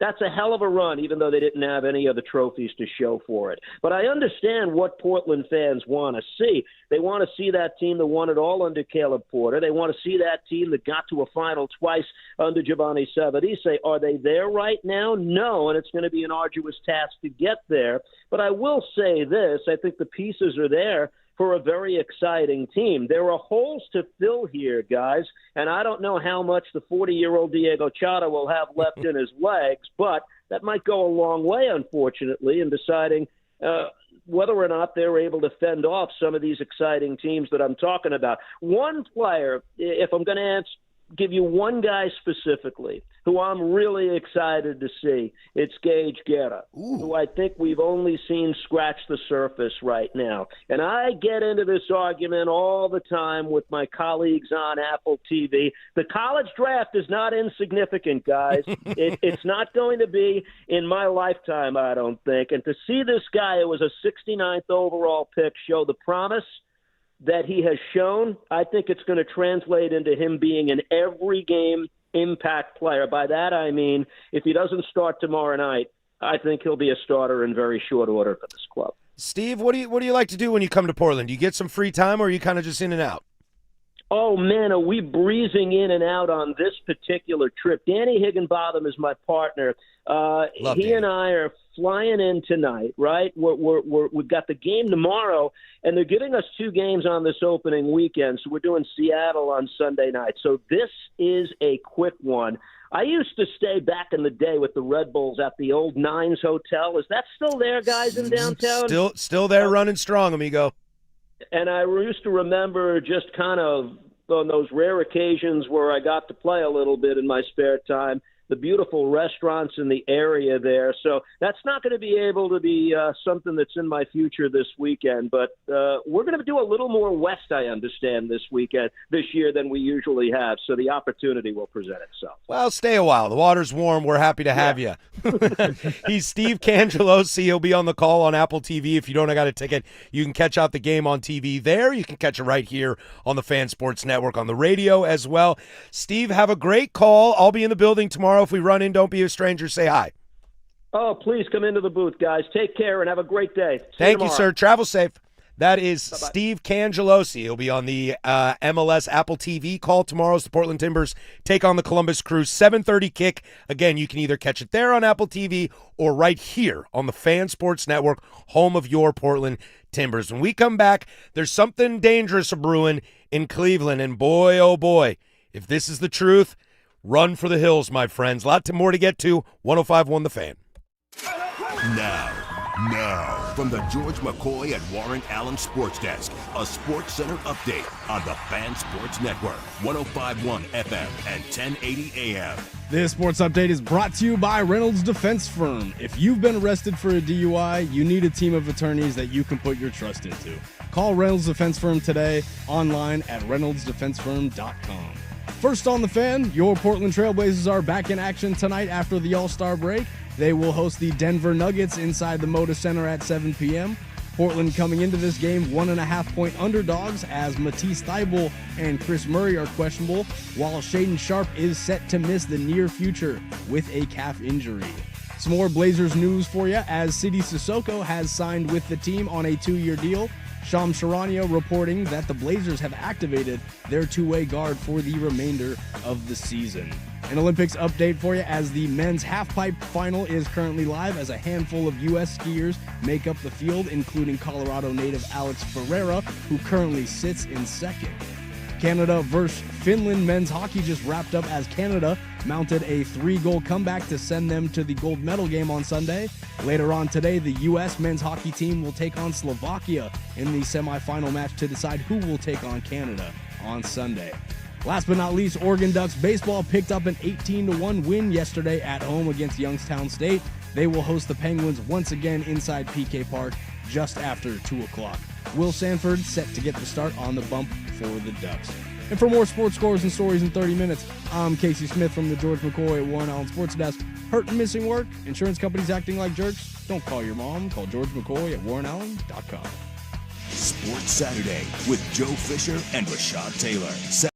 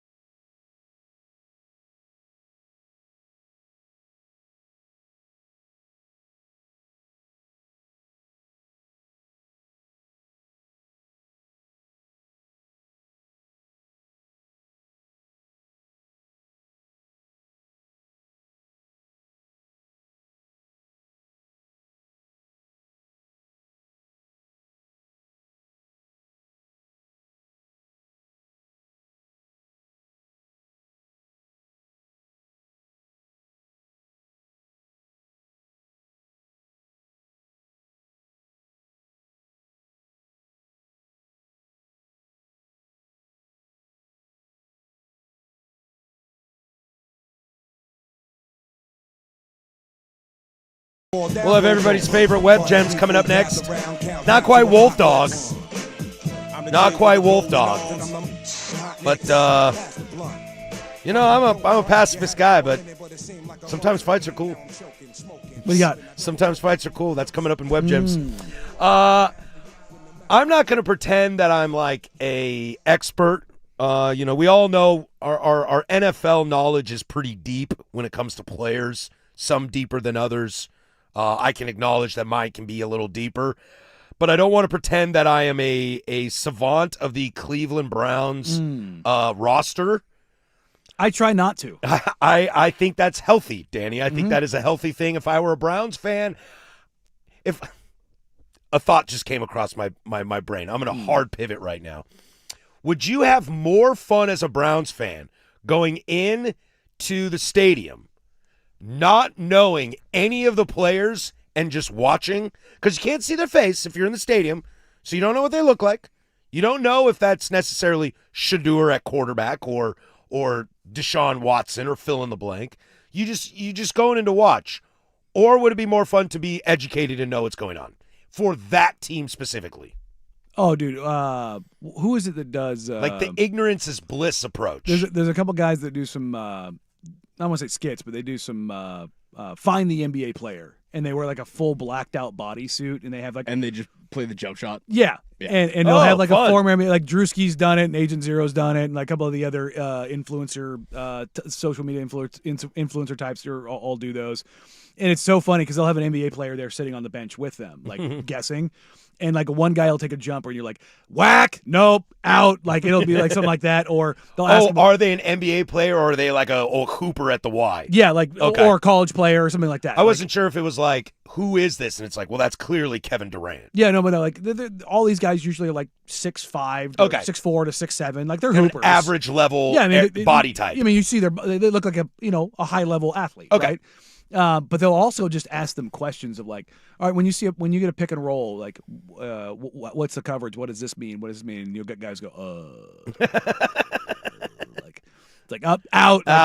So it'd be kind of fun to do it from that perspective. Sure. Like you had no names on the back of the jerseys. You had like a mask over their face. Like the sleeves down. You can't tell if they're white or like gloves. You can't tell if they're white or black. You know what I mean? Like just absolutely nothing. I'd go that way. Yeah. I'd go that way with the Browns. Well, let me rephrase that. I'd go that way with the Browns offense.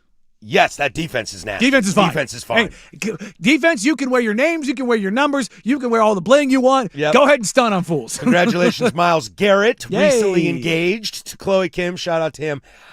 These are the 5 names: Cam Robinson, Joel Bitonio, Ethan Pocic, Wyatt Teller, Jack Conklin. They have 2 things in common. One, they are all the starting linemen for the Cleveland Browns. And number 2, they are all free agents next month. Yep. That is, I can't say I've ever seen that before, ever heard of that before. But if you're a team and that offense is that bad, now, Pro Bowl quarterback Shador Sanders, is that not the most terrifying thing you could have going into the offseason? Because, like, let's take the Seahawks, for example, who just won a Super Bowl, okay? Let's say their entire starting offensive line is a free agent, and they're all looking to get paid. Okay, let's say they're top-end, high-leverage guys. Remember when Hutchinson left to go to Minnesota? That was a big deal, 20 years ago. You kind of go, this is going to be tough, but, hey, we got a Super Bowl. You're one of the worst teams in the league. You fired your coach. Nobody wants to coach there, and now you have to replace the entire offensive line. That's a bad case scenario, and I can't think of one much worse in the NFL. Is it a bad case scenario? I mean, outside of Bitonio.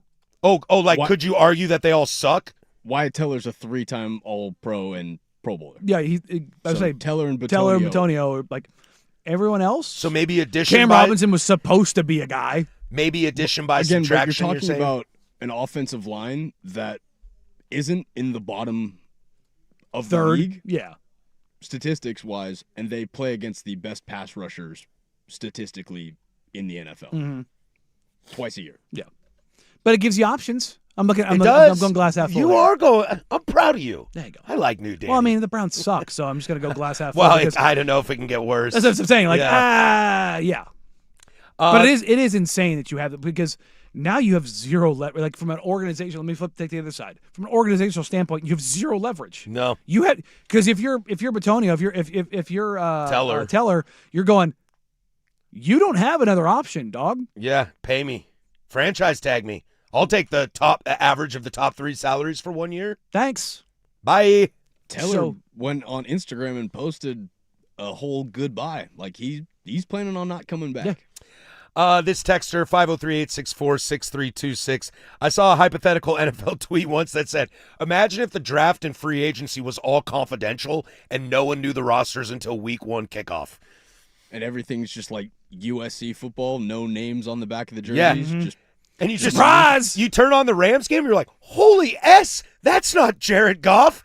That's Matt Stafford. Oh my God, that would blow my brains away. Oh, that'd be Can you so can dope. you believe that, dude? Devontae Adams? Yeah. Ah! Bug out! That's Stone Cold's music. Like, that's insane. I need the record scratch. Oh my God, that's not Sam Darnold. That's JJ McCarthy. What? Yeah. What? He won 14 games last year. I don't care about it was the playoffs. We got rid of Geno. Raiders fans, no! Crap. I mean, how crazy would that be? Think about it. Okay, so you don't know anything. Say Micah Parsons got traded in the offseason and Yes. not during the season. It's the first. Micah Parsons just shows up as a Packer, and you're like, Cowboys fans are going, you got what? Your Raiders have the number 1 pick in the draft. Mm-hmm. They need a quarterback. By all accounts, you assume Kubiak and that crew are going to take Fernando Mendoza. You come in next year and Mendoza's not on the roster, and you're just like, what the hell happened? But you've got Malik Willis and Sure. 2 first-round Sure. offensive linemen, and you're like, But I think at first shock, you're watching warmups and you're like, is Mendoza going to start week 1? you're looking for spending looking all for a tall, off- skinny white kid, and you get this short, stocky black dude at quarterback. And You're you're like, spending all off what's season going on here? talking with your boys. I think Mendoza's really going to do it this year. I'm not a Mendoza guy. I think, Sig really had a kind of system guy, and I'm not in. Oh, dude, you're crazy. You're great. You're yelling about something that gets to week 1, first game. You got the Chiefs at home. Your Sunday night football, ready to see Mendoza, and it's Aiden O'Connell, and you're like, damn it, I hate my life. and I'm done. Yeah. That would be fun. It would be fun. That would be, I mean, it could never happen because things would still leak. Oh yeah. Imagine showing up. Micah Parsons. Micah Parsons sold his house in Dallas and he lives in Madison. You imagine showing up with TJ Watts on the Bengals. I would riot. Yeah. Like full pitchfork and people would know that riot. TJ sold his house out in the nice part of Pittsburgh and bought a house in northern Kentucky outside of Cincinnati. I know, but I'm just saying, like, if all things were held John quiet, Harbaugh lives in New York City? Yeah. New York City. Side note, did you see John Harbaugh said publicly that if the Giants took Caleb Downs at 5, he said, I see no problem with that. I mean, yeah. Yeah. I'm sorry, who has he had at his safety Yeah, I was like- position for the last 4 years? Yeah. And before that, old Johnny's had some pretty good safeties. John knows what to do when it comes to a safety who wants to come downhill. Yeah. I always think it's funny when there's guys in the draft like Caleb Downs that everybody is like gonna be a surefire. Patrick Surtain was the same way. Like defensive guys that you're like, these guys are they're gonna hit. Yeah. They're gonna hit. And then Caleb Downs falls to 5 with only 1 quarterback ahead of him. Patrick Surtain falls to 7 with quarterbacks in front of him. But it's like, if this guy is surefire, if the Raiders need a quarterback and they take Mendoza 1, okay, fine. But whoever is at number 2, why are you not taking Caleb Downs? A guy that we've talked about his entire college saying, career is like, that's a football player through and through. That guy's a football player. He's going to be a day 1 NFL starter, probably going to play 15 years, potential Hall of Fame. Like, that's a guy. Yeah, we're going to pass on him. We really need an offensive lineman. We're really going to go with this wide receiver out of Jets, LSU. Arizona, and Tennessee. Yeah, well, if you're the Jets, why don't you just grab him? Because they're the Jets. Sorry, Jake. It's true. It's tough. It's true.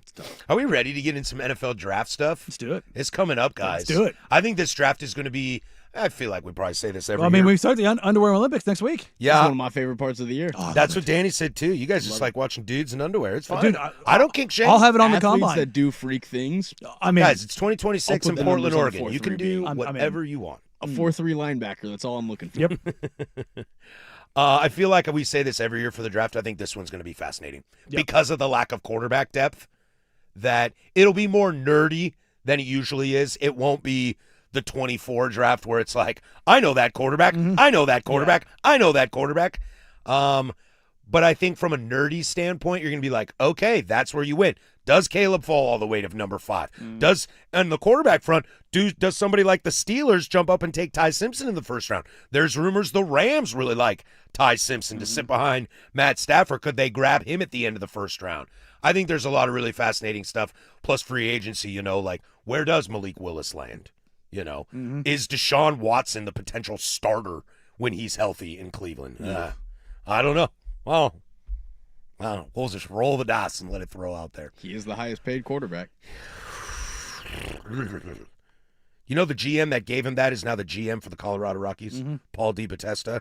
Yeah, why not? If I was a Rockies fan, I'd blow my brains out. Whee! That's the same dude from Moneyball, isn't it? It is, yeah. It's the Jonah Hill character. He's done some things. Side note, Chris Bryant says he can't play baseball. His body hurts too bad that he can't play baseball, but he won't retire. Boy, is it because you're making $28 million a year, bro? I don't blame you. Yeah. I'd do the same. I'll drive to the park. Yeah, without a doubt. I'll have someone drive me to the park because someone I've been hit me a few drinking all ground day. balls. I'm still good for it. Yeah, I have been drinking all day. I am on pain pills, and I will be there on time, okay? Web Gems is next, 105.1 The Fan.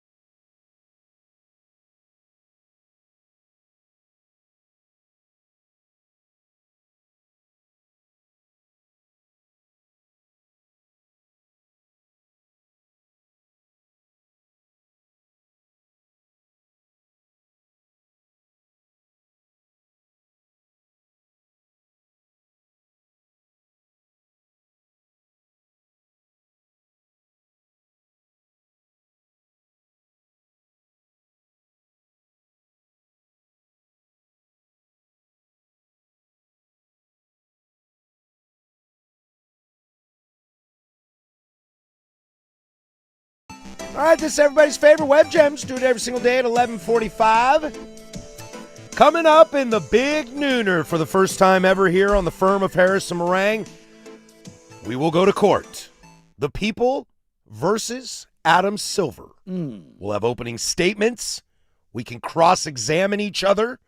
Retorts, plus fan interaction if you guys have any thoughts on the text line or the YouTube chat.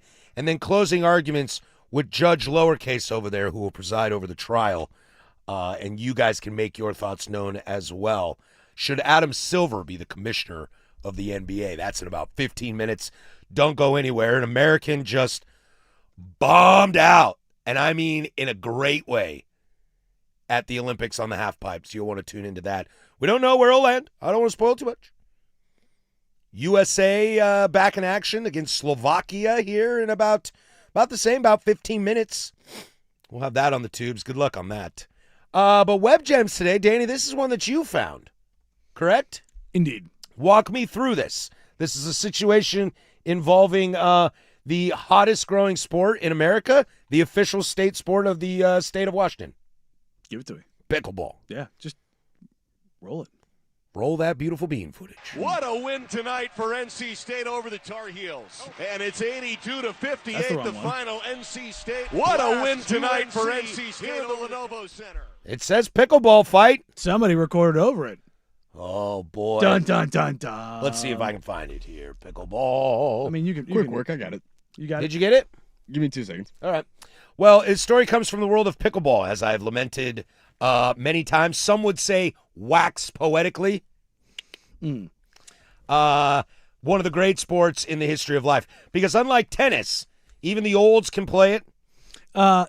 This comes to us courtesy of the great state of Florida. Well, duh. I mean, everything that's worth anything happens in the great state of Florida. When you see, because the only thing we get is the 911 call, because yes, it escalated into a 911 call. Okay.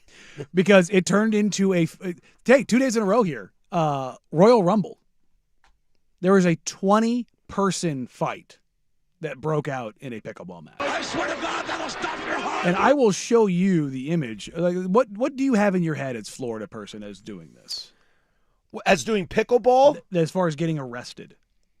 See, it's tough because it's pickleball. If you just tell me Florida person gets arrested, I'm going tank top, mullet, bad mustache. Yeah, I see that. Do you think so? That. Yeah, the dude more so than the woman. These are not kids. These are 60-plus-year-olds. Well, dude, that's pickleball for you. It's for the olds.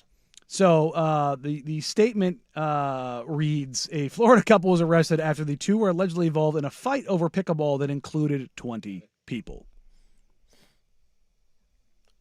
20 people? So this is like a benches clearing brawl? Mm-hmm. We're just, we're dropping gloves and we're at it? No holds barred? Of all the places to have it, it's just, why? What is it about the state of Florida? It's people get sun drunk and actually drunk. Did you think about all the places that are warm? That's what it is? It's just alcohol and heat? Yeah, just think about like. Dare I argue the main culprit is dehydration? Probably. Lack of H2O? Yeah. High quality? A little too much vitamin D.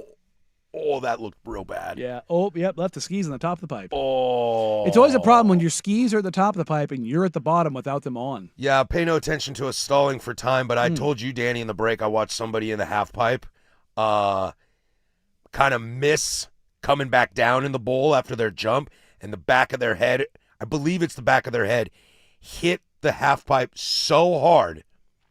They lost their skis, lost a pole, and their arms froze. They did the Javid Best locked in the air thing as they're lying in the center of the half pipe. The fencing position. Is that what it's called? Yeah. When you're just locked and fists forward like Superman? It's tough. But long and short of this, if you've ever like seen pickleball, like I've never gone and like actually watched. I've got a bunch of friends who play and play in like competitive tournaments. We stuff played like it that. in middle school and high school. It was part of the curriculum in high school. Wasn't for us, but like you get these people. It's like the curling clip we had the other day. In case, don't worry about getting the audio. You're good, man. The stuff that comes out of it is it's a bunch of olds who sit there and go, for 3 hours not doing anything. They finally get on the court, and then they get feisty and they start yapping at each other like the curlers. And if I'm old, I'm definitely having bevies. What a win tonight for NC State over the. My bad. What did you? What? I'll just brawl last night. That's according to police in Port Orange. Come quick, please. Okay, how many people are fighting? There's about 20 people. Okay, any weapons? The break? No. I mean, somebody hit somebody with a pickleball paddle, hit somebody in the head. Anthony and Julianne Sapienza were arrested for the fight. Police say the couple assaulted the team they were playing against. According to the arrest report, the game got heated after Anthony accused his opponent of stepping into what's called the kitchen in pickleball. Deputies say a 70-year-old man was punched in the face, a woman was pushed to the ground, and another man was hit in the face with a pickleball paddle, which deputies say left a gash above his eye. Anthony and Julianne were later found at their home. Both are facing felony battery charges. Both are out on bond. You can put it on the board. I'm gonna need you. He was getting up in his kitchen. I'm gonna need you to give me that little spot of up in his kitchen. If I can just get that little and throw it on my drop page, that is here and forever. That is amazing. Like, first off, the 911 call, he goes, how many people are fighting? And she goes, I think about 20. I can't. There's a decent pause there from the dispatcher, and I can't imagine. I just imagine this person going, oh, God. Covers the phone call. Hey, Jerry. She said 20. Ma'am, can you repeat yourself? You said a pickleball fight? Jerry, catch this. Make sure we're rolling. But the whole look, I've done TV for a decade, and we've got the prompters in front of us. I want to give a big shout out to the newscaster there for keeping a straight face and being professional while reading. The fight broke out because Anthony Sapienza accused his opponent of consistently getting in his kitchen. Because I would not be able to hold it together. Well, there's the kitchen in curling, right? Or what they call it? The house. The house. Yeah. Not my house. Get out of my kitchen. People can kiss my ass. Now, it's just, it's so great. It's so great. Like, because you know what happened? He did the point. Oh, he pointed with the paddle. Oh, yeah. Yeah. Get out of my kitchen. I'm sure there was some not nice words said in there, but yeah, it's a bunch of snowbirds who just decided to. And the best part about this is, like, I bet you one of them fell over like Pedro did. Don Zimmer. Yeah, Zimmer. Somebody's. Oh, like people got hurt and not because they were hit, but because they fell. Because they fell. Well, the real question too is, like, if these two decide to fight the other two, where's the other 16 people come from? Is this like a scene in Roadhouse? Yes. With Swayze and Sam Elliott, where get it's friends like in the stands, man. One person starts a fight and it's like, sweet, it's on. You just start hitting people. It's one old person community against another. The blind pianist just starts wailing on people. Yeah. I love this. This is great. All right, when we come back, it's time to put Adam Silver on trial to atone for his alleged crimes. The people versus Adam Silver, and whether or not he should be the commissioner of the NBA. Loaded Filing Hour, one for the books. That's Danny. I'm Patrick. 105.1 The Fan. Accused his opponent of stepping into what's called the kitchen in pickleball.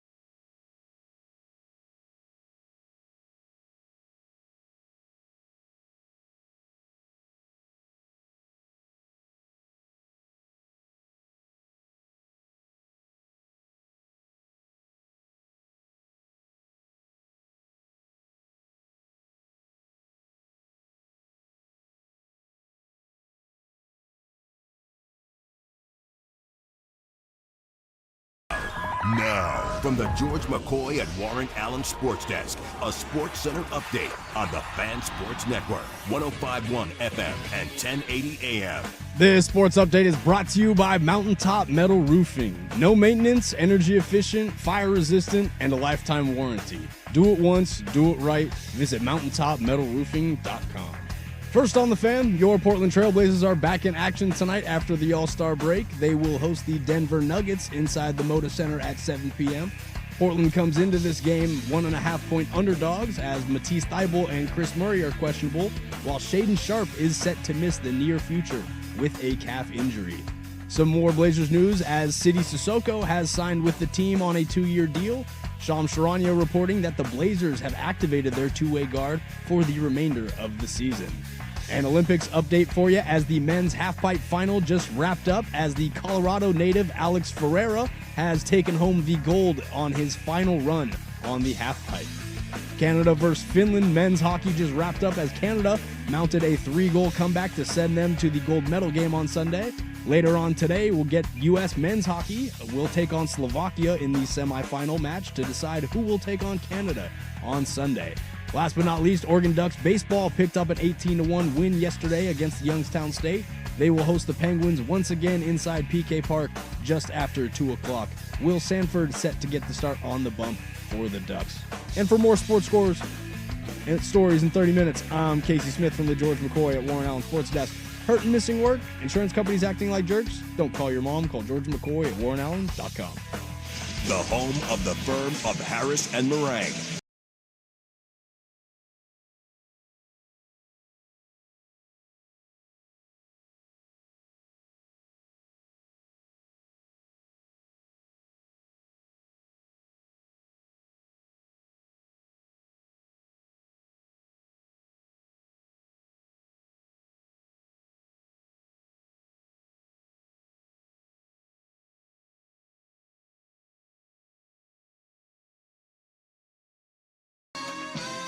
Two down, one to go here. The firm of Harris and Meringue. That's Danny Meringue over there.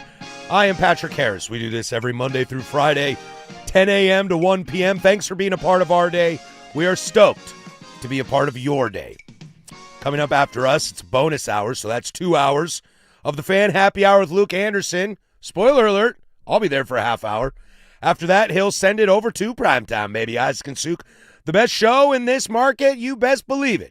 From 3 to 7, finishing up 13 hours of live, local, continuous sports talk radio from this region.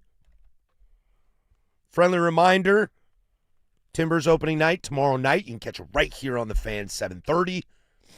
What else do we got going on? Blazers tonight. Should be a good little sports weekend. We got the Harris-Sprague match on Sunday, Nottingham Forest and Liverpool.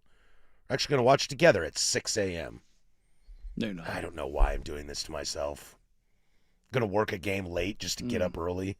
Yeah, what are you doing? I'm an idiot. Rookie. Yeah, rookie. Yeah, Great way to put it, dude. Absolutely great way to put it. You do that one time, you're going to go, what the hell am I doing? Yeah, let's just hope I don't fall asleep in the second half of the Liverpool game.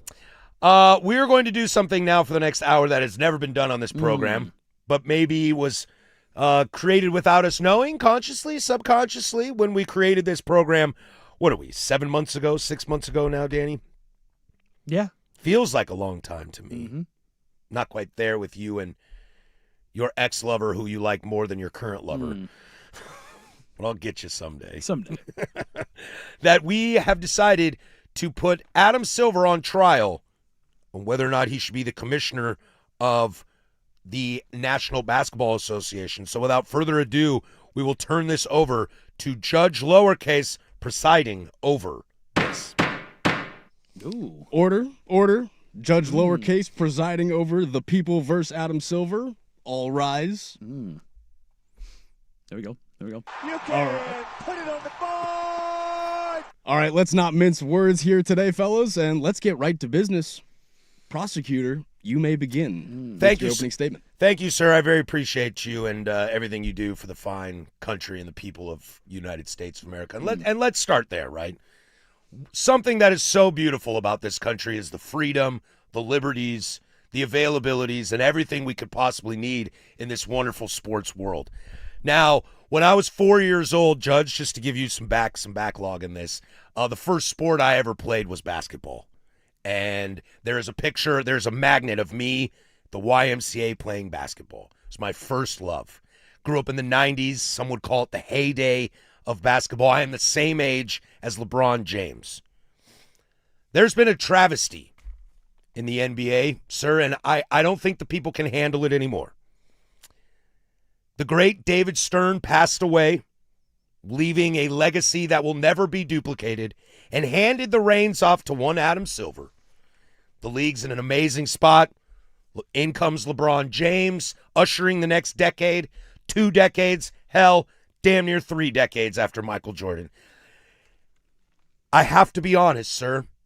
Adam Silver has done nothing for this league but put it in a terrible, terrible spot. And it starts with ratings. It starts with gambling.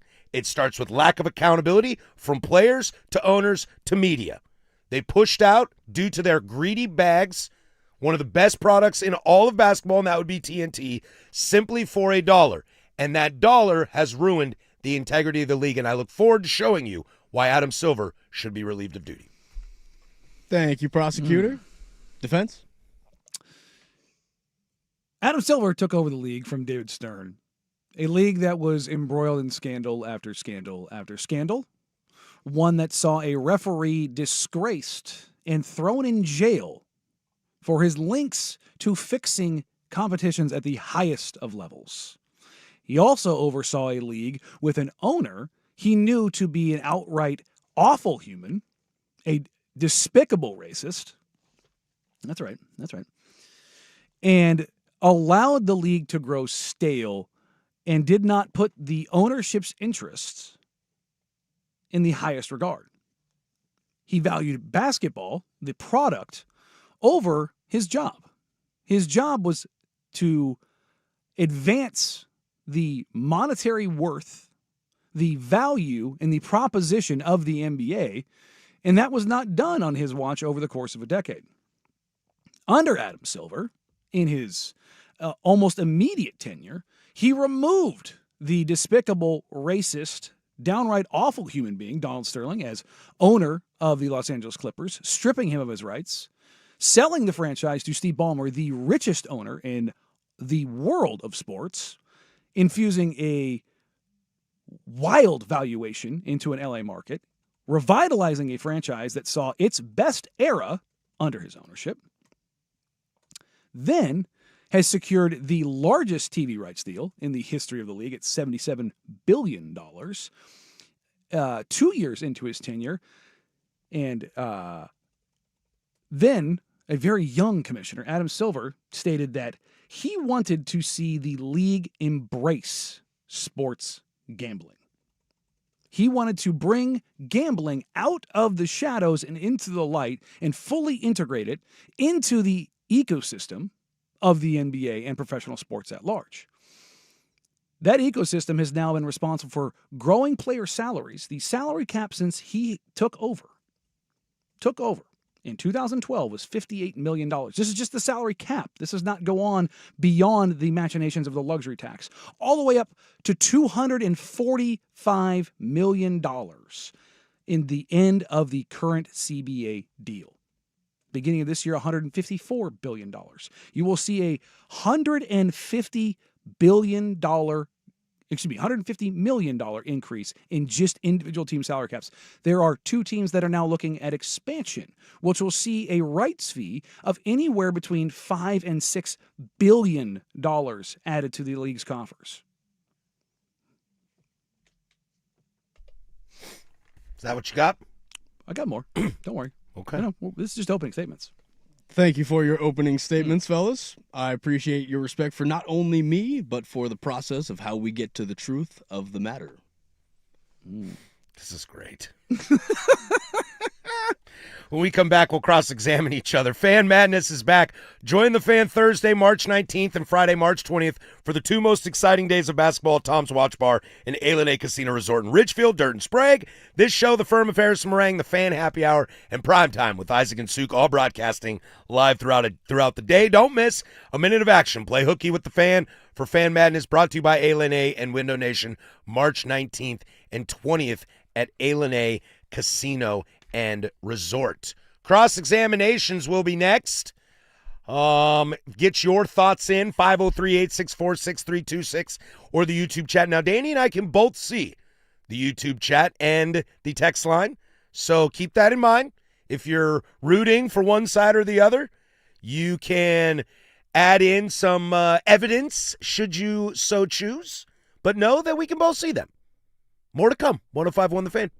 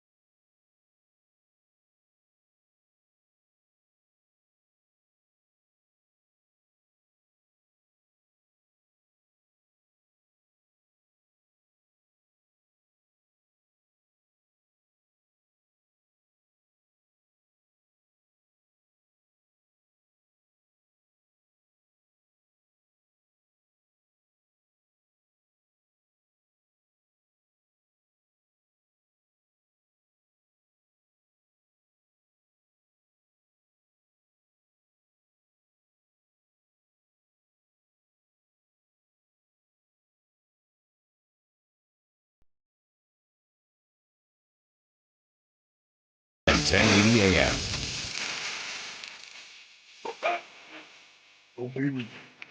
USA up 1-0 against Slovakia. Who was that? I can't even see it. It happened so fast. Larkin took that shot from deep. Little quick lead out and just roofed it. Baby. All right. Go USA. Sorry, but it's kind of the biggest thing in the world right now. Yeah. I can't help but not like Order. Let's have some order in this court. Sorry, fellas. sir. Sorry. All right, let's begin our cross-examinations. Prosecution, would you like to call a witness to the stand? Yeah, I will call the defense to the stand right now. Sir, I think one of the best things about Adam Silver is he started off on a great foot, as you mentioned in your opening statements. Adam Silver relieving of duty and forcing the sale of an owner who was toxic is terrible. Or who was terrible was a great look for the league.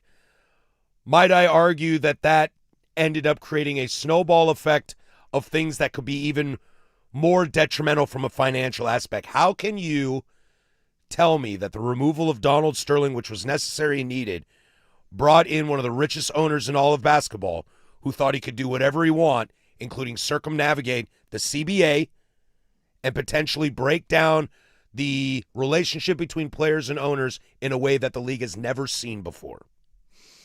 I would say that bringing in new avenues and new ventures allows for new opportunities, but also opens new doors for other issues that can arise. And with one currently under investigation, we won't know exactly where that goes until that investigation is finalized. Are you okay if that investigation is finalized and finds that the owners do not want to treat players equally as according to the collective bargaining agreement? Would that not be a breach? If that were the case, then the ownership and the collective would have to get together and decide what the ramifications would be of violating said CBA. But I would also go to show that the commissioner is held to the standard of the owners, not the owners held to the standard of the commissioner. The commissioner is the chief executive officer responsible for overseeing the day-to-day duties of the NBA, driving business growth for the league. He is responsible for negotiating the biggest and most lucrative deals, including sales of organizations, overseeing, directing, and helping to ratify and finalize, of which the remaining owners vote on. And a majority vote is necessary in order to enact any of those clauses. He is not the sole responsible party for this. He is not in charge. He is instead serving at the whim and will of the collective ownership group. Your Honor, if it pleases the court, I would like to enter 2 points of evidence, please. I give you the NFL regular season TV ratings from 2008 to 2023, along with the NBA regular season viewership from, 2002 to 2023. Let the court see that both of these leagues kind of peaked around 2012. The NBA definitely peaked in 2012. The NFL peaked and kept that sustained till about 2015, when both leagues saw a drop in viewership drastically, quote unquote. Now, let the case also show that the NFL has been able to bring that back slowly but surely to that same level by 2023, to where the NBA has continued to lose that viewership, albeit a plus or minus hair here and there, in a downward trajectory. How can you sit there and claim that your client should still be in control of a league that is losing viewership as the years go by? Because the NFL does not have the global foothold that basketball has.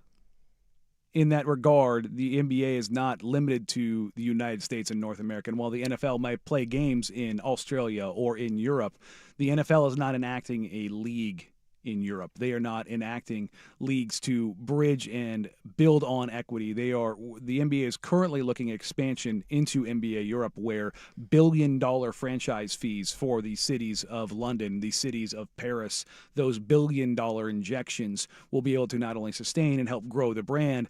There is only one sport in the world, and even then it's up for debate, that has more eyeballs and more participation than basketball, and that is soccer. Objection, Your Honor. Is he not just proving my point that if it's a global sport, there should be more viewership? That was his argument. The viewership can, and it does have the potential to be grown. And that is why exactly you see the valuations of these franchises rising. Under Adam Silver's tenure, you have seen the largest rise in ownership valuations in the history of the sport. One of which, the Portland Trailblazers, will currently, within the next month, close for roughly $4.5 billion. And you were looking at the expansion of two teams that will cost roughly $6 billion. That expansion is allowed for the new media rights deal and expansion of new media partners where you can breach into the streaming world, which the ratings are not captured appropriately. You mentioned in your opening statements the league mired in controversy with Tim Donaghy, I believe is who you were referencing, as a rogue official involved in mob and gambling. How can you say the league is in a better spot from a gambling standpoint when you have a head coach arrested by the FBI along with multiple players involved with gambling, also being indicted by the FBI, along with players such as Giannis Antetokounmpo being involved in a fairly sketchy gambling company that also made a lot of money off of himself on things that he could control that the public was swindled on. This also includes gambling bets not paying off and players. I will present evidence to the court. Russell Westbrook's wife last night being threatened and told, quote, "I hope you die in a car crash," because Westbrook did not hit his numbers. How can you say the league is in a better spot than Tim Donaghy with all of that in front of you? Well, first of all, I would say the reprehensible comments that are directed to Russell Westbrook's wife were completely and totally inappropriate, uncalled for, and those actions should never be taken by any individual. With regard to the gambling itself, I would argue that the system is in itself working because in the past, these kinds of crimes went under the radar. They were done in the seedy underbelly of Las Vegas casinos and backroom back alley deals, whereas now the transactions are in the light, and that's how we're able to catch these nefarious actors. Does the defense rest? Or prosecution? Does the prosecution rest? Yeah, prosecution rests. All right, defense, as you will. What is the charge of the Office of the Commissioner of the NBA? To ensure ownership makes money. Has the defense had the most successful run in the history of the NBA as both a percentage and total value scale? I would say a lot of that has to do with economic growth globally of all markets, of all industries, that as the economy grows, inflation will naturally put those numbers larger than they previously were. The numbers themselves exceed the percentage growth of the population as well. So I don't have those numbers in front of me. I'm sorry. Every crisis that the NBA has faced, has the NBA sat by and allowed it to continue to transpire, whether it be gambling, whether it be nefarious ownership, whether it be a potential scandal involving the current Los Angeles Clippers owner? Has the NBA enacted and prosecuted appropriately? No. I would argue no, as these are all still ongoing things with no solutions in the future. I present to you the All-Star Game being an absolute disaster for the last 15 years, while the Commissioner, Adam Silver, has stood by and basically kind of done nothing until he was forced to due to incompetence. Has the growth of the game subsided on the NBA or college level? Has the growth of stardom in the NBA stalled out? Has the growth of the NBA accelerated on the international scale? I plead the fifth. For I feel... If it pleases the court, we would like to hear this response. I fear that by answering this, I could endanger my life and also endanger my relationship with my client. The answer is yes. There you go. Can you Can you please recite to me the last 4 MVPs of the NBA? The last 4 MVPs of the NBA would be Shai Gilgeous-Alexander. Then I believe it is Nikola Jokic. Then I believe it is Joel Embiid. and I believe it is Nikola Jokic, Giannis Antetokounmpo. Is there a U.S. star in that group, or are they all internationally based? They are all internationally based, yes. So the growth. They all currently live in America. So the growth of the game has grown to surpass just American-born stars and includes a fully international base that encompasses multiple continents. Well, objection, Your Honor. Stars, is it fair to say the NBA, including this man who sits in a chair with me every day, tries to argue that global stars can't be marketed stars in the NBA? Does it not signal the growth of the game internationally? Yes, it does. So if you've got, I would also argue it signals that the resources searching for stars have increased in terms of quality to where 30 years ago a Nikola Jokic would not have been found. May I present to you the case of Arvydas Sabonis, who would be maybe the greatest player in NBA could he have been allowed to play in America before he was older. Is Adam Silver one of the strongest and foremost pushers of technological growth across all major sports industries? Yes. Is the Sloan Analytics Convention, which is typically directed by the thought leaders of sports coming from the NBA, held every year with the NBA chairing it? Yes. So those technological growths and the advancements of scouting, are they coming from the NFL? Are they coming from the NHL? Or are they coming from the NBA? They're coming from the NBA. They're showing the world how to do that. I would also argue Major League Baseball has been in this when it comes to the island prospects. Not so much because the Japanese system is built differently from a posting standpoint. But yes, I would agree that the NBA has been at the forefront. So categorically, the NBA is at the forefront of analytical and technological revolution in sports. It is the forefront of international growth in sports and is currently leading its most successful monetary gain in the history of sports. Are all those statements factual? Yes, sir. I know who Fran Fraschilla is. I do not know a baseball, football, hockey, soccer person by a name that does said things. The defense rests. Thank you, gentlemen. I appreciate, again, your respect for each other and the process of how we do this. When we come back, I want to hear your thoughts. 503-864-6326, the fan text line. Read some of those when we come back. Let us know your issues with Adam Silver, your issues with the league as whole, or your pros on the league and your pros on Adam Silver. But we'll toss it over to Lowercase with sports. Now, from the George McCoy at Warren Allen Sports Desk, a Sports Center update on the Fan Sports Network, 105.1 FM and 1080 AM. This Sports Center update is brought to you by Mountaintop Metal Roofing. No maintenance, energy efficient, fire resistant, and a lifetime warranty. Do it once, do it right. Visit mountaintopmetalroofing.com. First on the Fan, your Portland Trailblazers are back in action tonight after the All-Star break, and they will host the Denver Nuggets at home inside the Moda Center at 7 p.m. Portland comes into this game 1.5-point underdogs as Matisse Thybulle and Chris Murray are listed as questionable, while Shaedon Sharpe is set to miss the near future with a calf injury. Some more Blazers news as Sidi Sissoko has signed with the team on a 2-year deal. Shams Charania reporting that the Blazers have activated their two-way guard for the remainder of the season. An Olympics update for you as the men's halfpipe final just finished up as Colorado native Alex Ferreira has taken home the gold in his final run on the halfpipe. And the U.S. men's hockey team, the game against Slovakia just started as the U.S. jump out to an early 1-0 lead.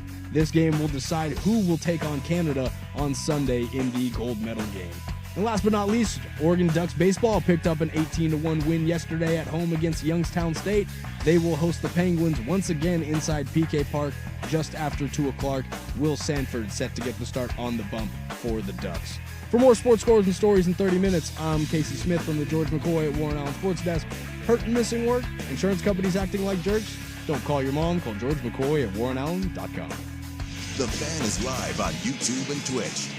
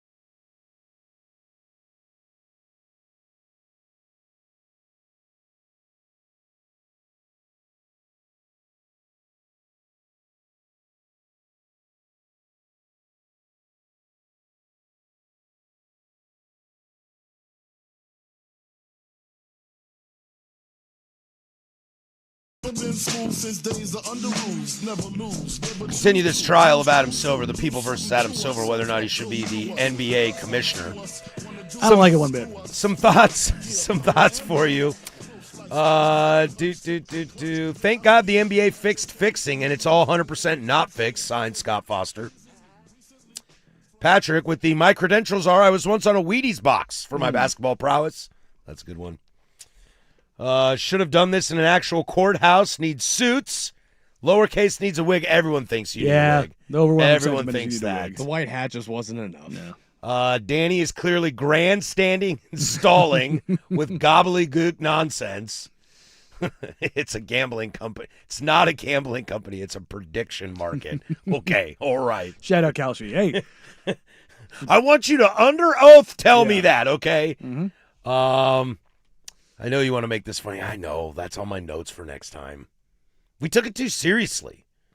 I'm after you. Do we want to get to our closing statements? Yeah, probably. Let's see. My biggest issue with the league is tanking and the draft order as a result. If somehow they could figure out a better solution to that. I just want to read some quick notes real quick, and then we'll do that, Casey. You can argue that David Stern grew this crop of international stars as they grew up prior to Silver's tenure. That's a good point right there. I do kind of like that. This texter, what happened? I accidentally fell asleep. Now, what did I do wrong? That would be weird. Come in and we're all like super serious. Like, did something happen? Is somebody dead? Judge lowercase. Do we, again, order here? Order? Do love the gavel. It's so good. Prosecution, do we want to begin with our closing statements? Yes, sir. I will make this short and sweet to please the court. Thank you again, Your Honor, for reciting over this. My biggest takeaway in all this is that the league has more issues than it has ever had under Adam Silver's leadership. And I think something that is a problem across the board on all four major sports and their commissioners is that Adam Silver has taken for granted people's love for basketball and will continue to take granted their love for basketball as people will continue to watch the sport despite tanking, despite load management, despite the FBI and gambling, despite viewership going down. All of these negative aspects continue to line up in favor for removing Adam Silver.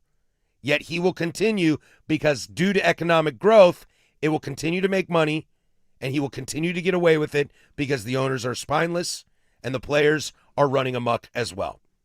I argue that it needs order, it needs some sort of accountability, and under Adam Silver's watch, that has not been present. The prosecution rests. Thank you, prosecutor. Defense? Excuse me. Screw the prosecution. Screw you, judge. Screw everybody else. Order. Absolutely not. Objection, Your I am Honor. here to get the money. I'm here to get the bag. The bag has been delivered. Order. The bag has been delivered. Objection. The man is threatening. I will now hold the defense in contempt for a whole 3 minutes. Oh, thank you, sir. Man, if we could get some order in this court. Sorry, Danny, did you have something to say? Oh, sorry. He's quiet over there. It seems that he doesn't understand the power of the judge. Yeah. Sorry, Judge. I just want you to know that the people respect the court very, very much. We take this very, very seriously. We all know that the league is more than a highlight league.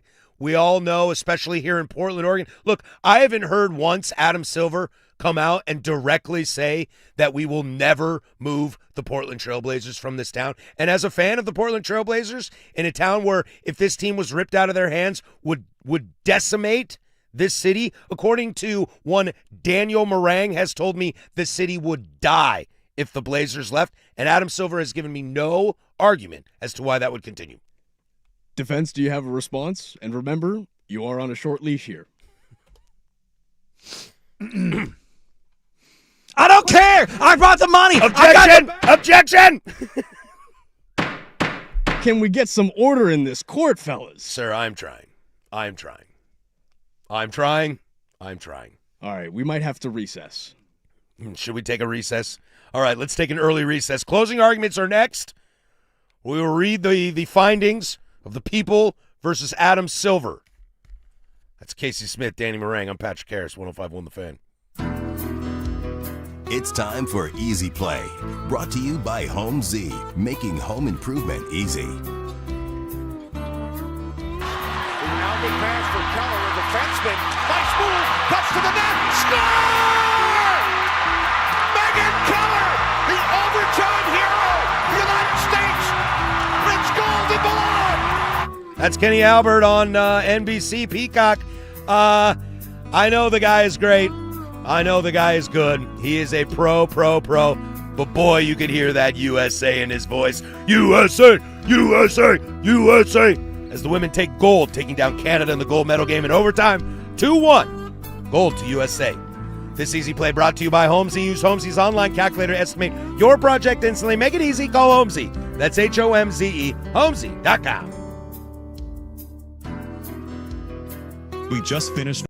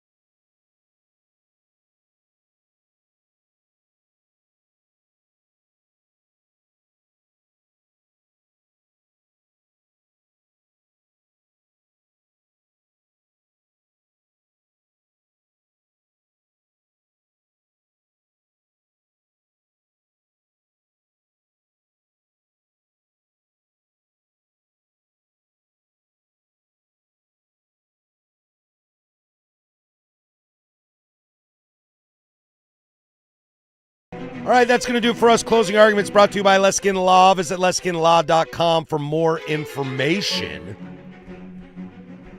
Coming up on the show tomorrow. Oh, we don't have a show tomorrow. However, you can go to the Timbers game. There you go. Taking on Columbus Crew tomorrow, 7:30 kick. You can catch all the action right here on the Fan Sports Network. Adam Sussman will have a pregame, postgame show, and then Darren and Aaron, they'll make it happen for you. They're great on the call. You'll fall in love with them quickly. If you're at the stadium, come find me. Love to say hi, talk chop, all that kind of fun stuff. Pop on by. Let's see. USA still leading 1-0 with 2 minutes to go in the first. This texter is completely right.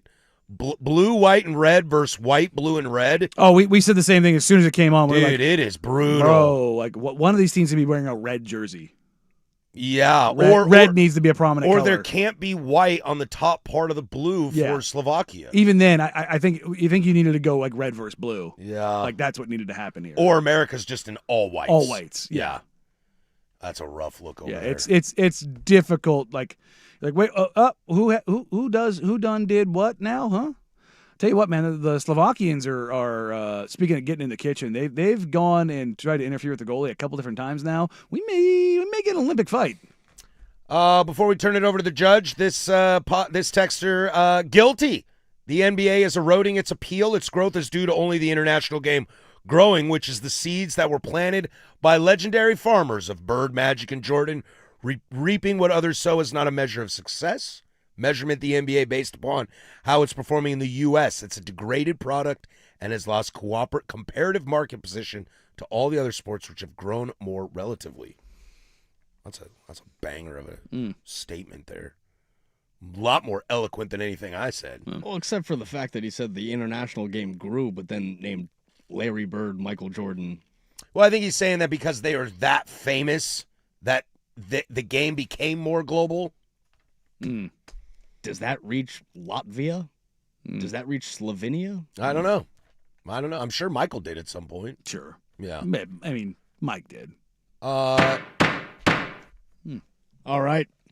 After careful consideration and thoughtful intervention, I, Judge Lowercase, hereby rule in favor of the defense.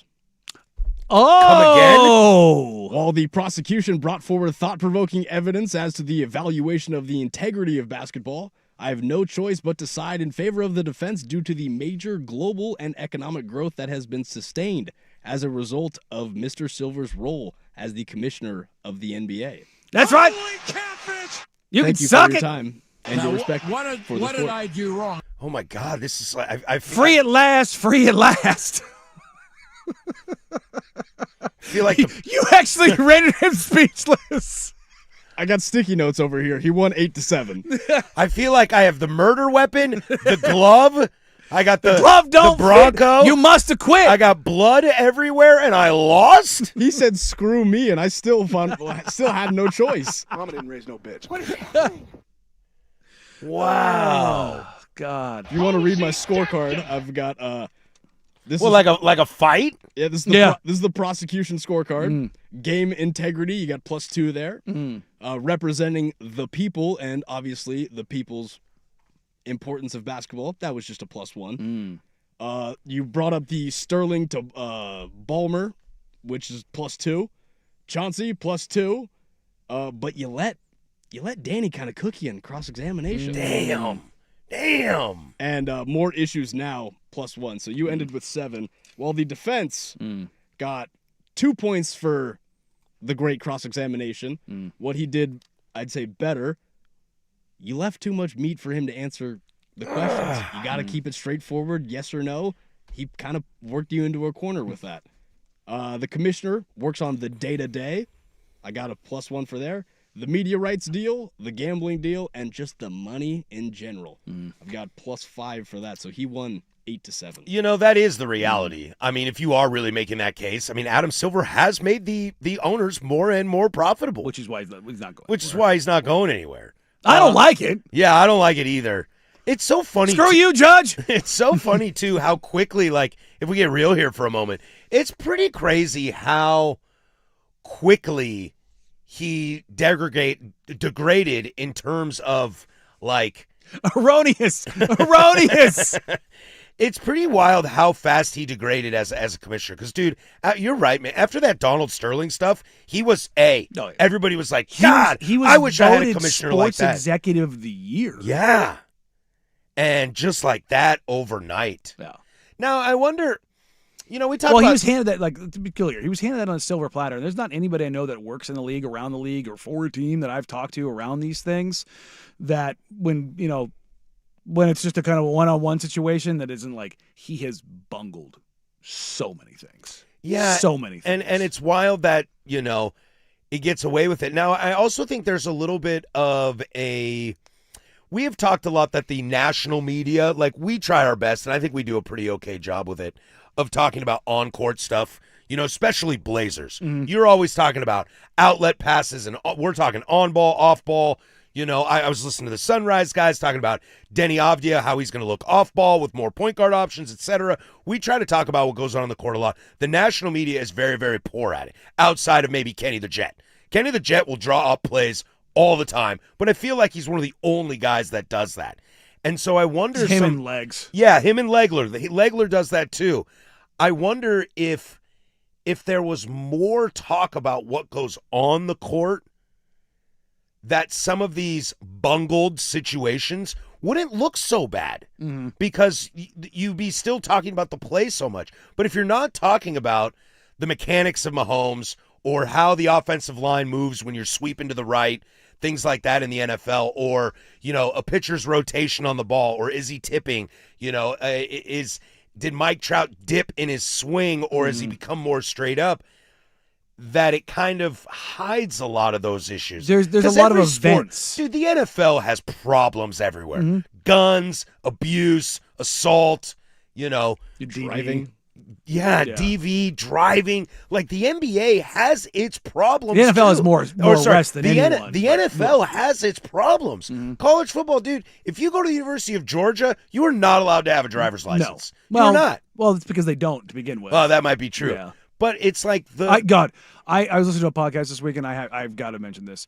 There was a player at USC, Jake Olson, was it 7-8 years ago now? Blind kid? Yep. So blind long snapper. Blind long snapper. Not like sight blind in the sense of like, he can't see, like how Blanket, much can like he see? Michael Jackson's kid? No, they ran him out there with a dude with his arm on his shoulder. Oh, okay. No, he doesn't have either. Oh, I've seen both this. of his eyes have been removed. I've seen this. He had a particular cancer that he was born with it, and he lost his eyes at 12 years old. Not like eyes are still there and maybe there's a light kind of no eyeballs. Wow, not a Stevie Wonder situation. No, he made the joke of like it's always funny, and I always feel like I don't get bothered by it, but people will like ask when I say I'm blind, like, well, how blind are you? And he like, I don't have eyeballs.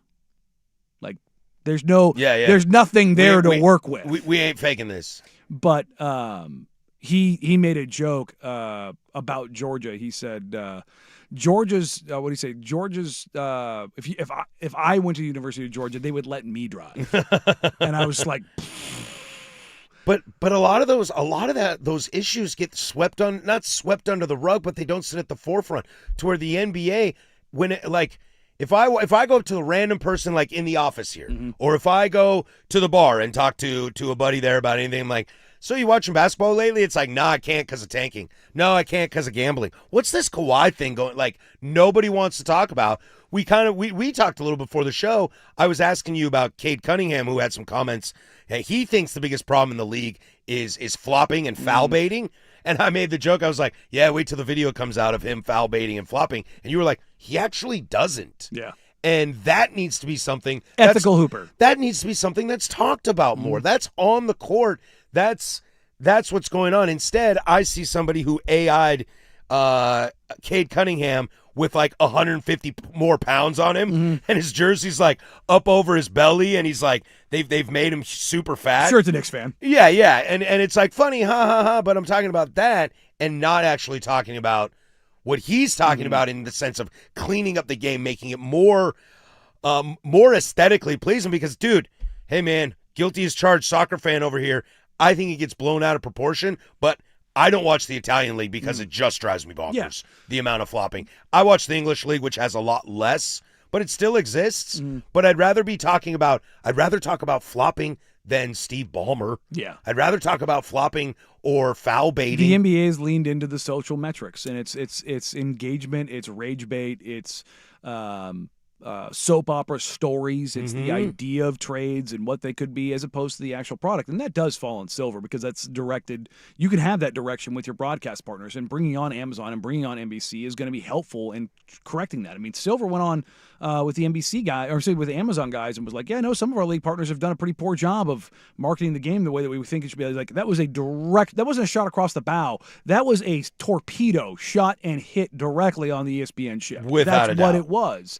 And so I've long held this belief as it pertains to the coverage of the game. Yes, there's a lot more individual events in the NBA, like plays are in the NFL are sequenced. You know what I mean? Like it's you can cut and parcel and you can take out so many different things. Like, well, the NBA game's so fast, you don't get stoppages. Like Lamar Hurd does a really good job of like when there is a time to, hey, let's go ahead and revisit this play. That should be a thing that happens more frequently. Like this is why this matters. And it doesn't have to be like this eccentric play of like, oh my God, it's so beautiful. It's like, well, you know, Denny was able to drive the slot here because instead of Donovan Clingan in the corner, it's Vit Krejci. Why does that matter? Well, the gravity. Look how much more space. Take a clip from like 3 minutes before of the same personnel, just instead of Krejci in the corner, it's Clingan, and all of a sudden the defender's 3 feet further over. Like you can see the literal differences. Like having broadcast teams and having broadcast partners that care about that thing and take the time and the effort necessary to go through those things and why they matter and how they impact the game. That's how the league product's going to improve. Yeah, and I always felt like that's what TNT did best with that Inside the NBA show, because Kenny would break stuff down, and, you know, when Chuck is there, that's your entertainment. He's like, you know, this player's lazy. You know, he's not necessarily breaking down X's and O's, but he's calling guys out for accountability. And a lot of times he's right. A lot of times he's right.